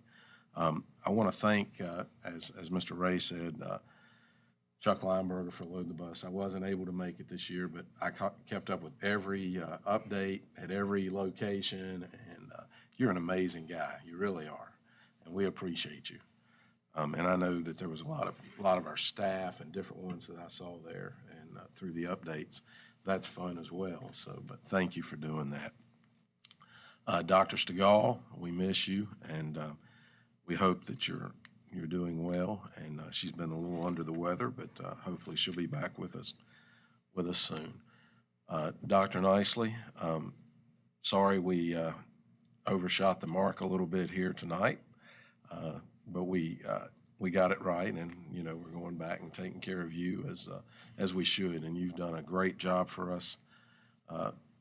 And I can't remember how many years as superintendent now, but it's got to be 4 or 5. 6. Well, I was in the ballpark.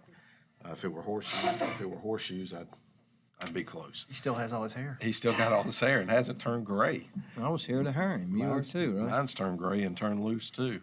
But thank you for all you do for our communities and for Roanoke County. We are indebted to you. I tell the teachers that all the time, and staff and everyone that goes along with making this operation work. But we need to make sure we recognize you, and we have, and for your hard work and dedication and everything you mean and bring to Roanoke County Public Schools. We appreciate you. Last, we do, Mr. Ray, I thought said it well, and we appreciate everyone, no matter which side of any issue that you're on or you have an opinion. We appreciate hearing from all of our Roanoke County citizens, and we thank you for being here and exercising that right. We may not always agree, but at the end of the day, we all want what's best for our children, and so we thank you for being here. One of the, and a lot of accusations get made in these moments, but I'll tell you this, and I'm in all these board meetings. There's not a board member up here that's anti any kid, anti any person. It's we don't even think in those methods. So, we're all in this for the children and to make sure that they get the best education possible in Roanoke County Public Schools, and I think that we've ensured that. I know Mr. Ray and I have been on the board the longest at this time, and now our new members, and it's never been anything other than looking at the end of the stick at a child that looks back at you. I mean, they are in every thought that we have in our meetings. So just want to make sure we understand that. Want to thank our sheriff and police for doing a great job, and for the SROs that were almost fully staffed, and we appreciate them as well. My last comment, I think I'd be remiss if I didn't say this. There's been a lot of scripture quoted tonight. There's been a lot of, Christians are this, religion is that, but I will not, or unashamedly, I will say I'm a Christian and I'm proud of it.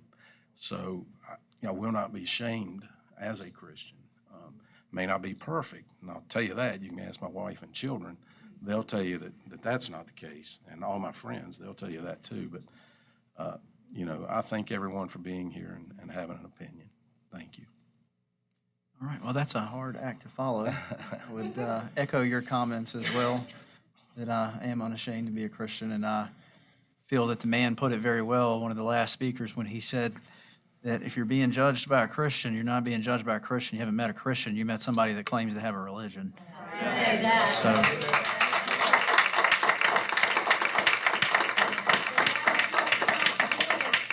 I'd like to thank everybody that's come out over the last few months. It's easy to see that everyone here is passionate one way or the other for whatever opinion that you have.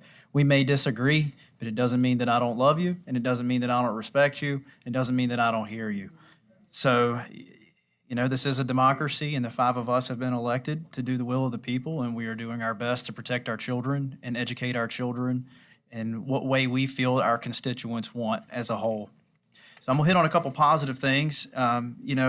Someone mentioned, we should be concentrated on school facilities. Well, we are concentrated on school facilities because we have $130 million worth of projects that we're getting ready to start next year with 2 elementary schools that's much needed, as well as a new technical center. If you've had the opportunity, or if you have children in those 3 schools, you will realize really quick how antiquated, old, and dilapidated they are. So we worked very hard with community leaders and stakeholders to get those 3 projects done, and it is the highest level of the most money that the county has ever spent at one time on projects. So we're working hard to make sure that we get that right the first time with building all 3. So we're very proud of that. Our teachers and our staff as a whole, we say teachers a lot. Our teachers are very important, but we also have our nutrition workers, our bus drivers, our administrative staff, our warehouse workers, custodians. Takes a village. It takes a village. I can't name them all, but in the last 2 years, they have gotten a combined 14% pay raise. Very proud of that as well. I wish it could be more, but we do what we can with the money that we're given from the state. But 14% in the last 2 years is great. We've updated a lot of facilities. We have a brand-new turf field out at Northside. We updated all of our playgrounds for our little ones at the elementary schools.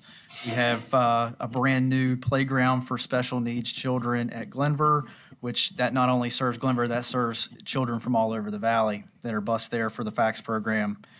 Mr. Bradshaw spoke today about how we're pretty close to fully staffed for the best numbers that we've had since COVID. Very proud of that, and proud of your staff for getting us where we need to be, because that is ultimately the hands that do the job every day for our kids, especially our bus drivers. I know that we've struggled for bus drivers. We struggle for nutrition workers. It's very good to hear all of that. The SROs were spoken about. That's been a big thing over the last couple of years. Last year, we even paid for the SROs for the elementary schools out of our own pockets here from the school board. We worked with the Board of Supervisors, couldn't get something in an agreement, so we went ahead and felt that the safety of our children was of precedent, so we set the money aside, got with the sheriff, and hired those SROs, and that's been a great program. The PD is on board, and they have hired several people, so we are almost staffed in that, and very proud of that accomplishment. And I'll move on. Like Mr. Greenway said, we're praying for you, Dr. Stegall. We hope that you will be back at our next meeting. And meeting adjourned.